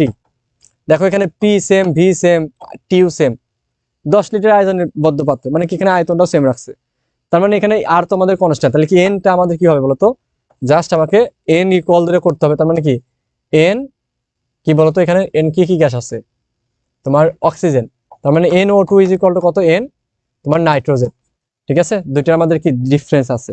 সো দুইটা যদি আমাদের ইকুয়াল হয়, ইকুয়াল হলে তার মানে কি এই PB এগুলো কাটা যাবে, জাস্ট কি থাকবে বলতো nটা থেকে যাবে, তার মানে কি হবে বলতো WO2 বাই কত বলতো এখানে MO2 = কত WN2 বাই কত MN2। ওকে, এখন মানটা বসায় দাও ভাইয়া, WO2 কত গ্রাম দেওয়া আছে 16 গ্রাম, আর এমনিতে MO2 কত বলতো আমরা জানি 32, তাই না? এখন দেখো WN2 তোমাকে বের করতে বলছে আসলে, আর MN2 কত মান বলতো 28, তাই না?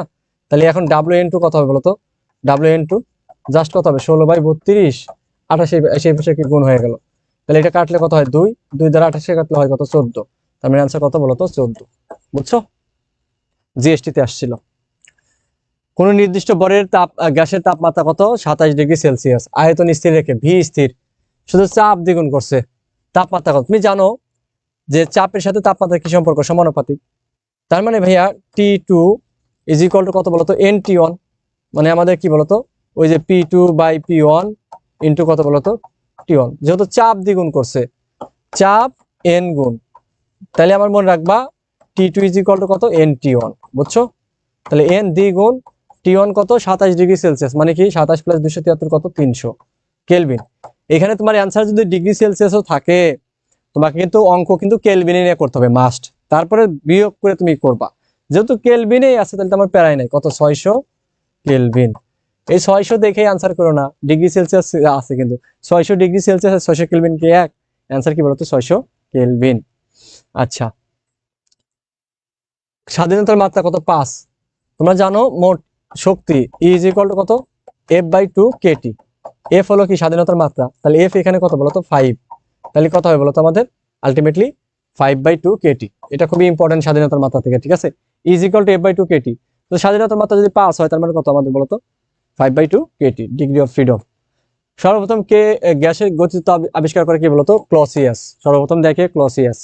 তারপরে আসো টি তাপমাত্রায় আদর্শ গ্যাসের ক্ষেত্রে অণুর গড় গতি শক্তি কত, গড় গতিশক্তি কত বলতো 3/2 KT, E bar is equal to কত 3/2 কেটি। আর নর্মাল গতিশক্তি ইজ ইকুয়াল টু কত 3/2 এনআরটি। গড় হলে কত 3/2 কেটি। দেখছো কতবার আসছে, খুবই খুবই ইম্পর্টেন্ট। তারপরে দেখো গ্যাসের গতি হচ্ছে 0 কেলভিন তাপমাত্রায় গ্যাসের গতিশক্তি কি বলতো, আমাদের গ্যাসের গতিশক্তি কি হয় বলতো, শূন্য হবে। 0 কেলভিন তাপমাত্রায় কোনো গতিশক্তি হয় না। ওকে, কারণ 3/2 কেটি বা 3/2 এনআরটি, যদি আমার টি যদি 0 হয় তাহলে তো সব 0। আচ্ছা, কোন আদর্শ গ্যাসের তাপমাত্রা কেলভিন স্কেলে 4 গুণ বৃদ্ধি পেলে তার অণুগুলোর আচ্ছা তুমি জানো সিআরএমএস ইজ ইকুয়াল টু কত বলতো, রুট ওভার কত 3RT by M, root over কত 3KT by M is equal to কত, রুট ওভার কত 3P বাই রো। এক লাইনে লিখে দিলাম। সির সাথে আমি যদি লিখি সিআরএম টির কি সম্পর্ক বলতো, তোমার কি বলতো বর্গমূলের সমানুপাতিক। তুমি টি কয় গুণ করছো বলতো, 4 গুণ। টি 4 গুণ, তার মানে সি কয় গুণ হবে ভাইয়া, দ্বিগুণ। রুট করে দাও, জাস্ট রুট করে দিলে হয়ে গেল, তাই না? তারপরে দেখো আমার কি বলছে, আবার সির সাথে চাপের সম্পর্ক কি বলতো, বর্গমূলের সমানুপাতিক না। দেখো চাপের সাথে কি সম্পর্ক, বর্গমূলের সমানুপাতিক, ঘনত্বের সাথে কি ব্যস্তানুপাতিক। তো এখন দেখো চাপ করছো কয় গুণ, তোমার 9 গুণ, তার মানে কত রুটকে 9, রুট ওভার 9 মানে কত 3, তাহলে অ্যান্সার কত হবে 3U। ঠিক আছে, একদম সহজ সহজ অঙ্ক, পুরাটা পড়তেই হয় না। তারপর দেখো গ্যাসের অণুর গড় মুক্ত পথ ল্যামডা এবং ঘনত্ব রো।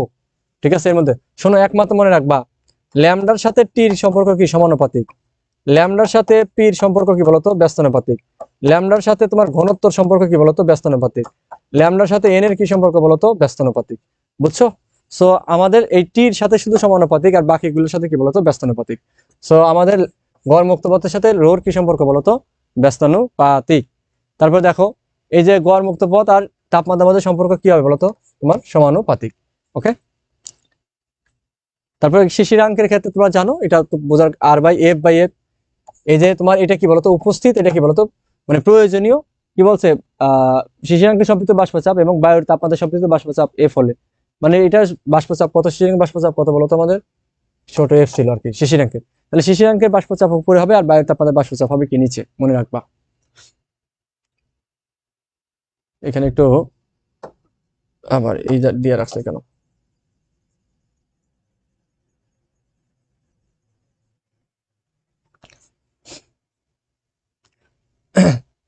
ওকে।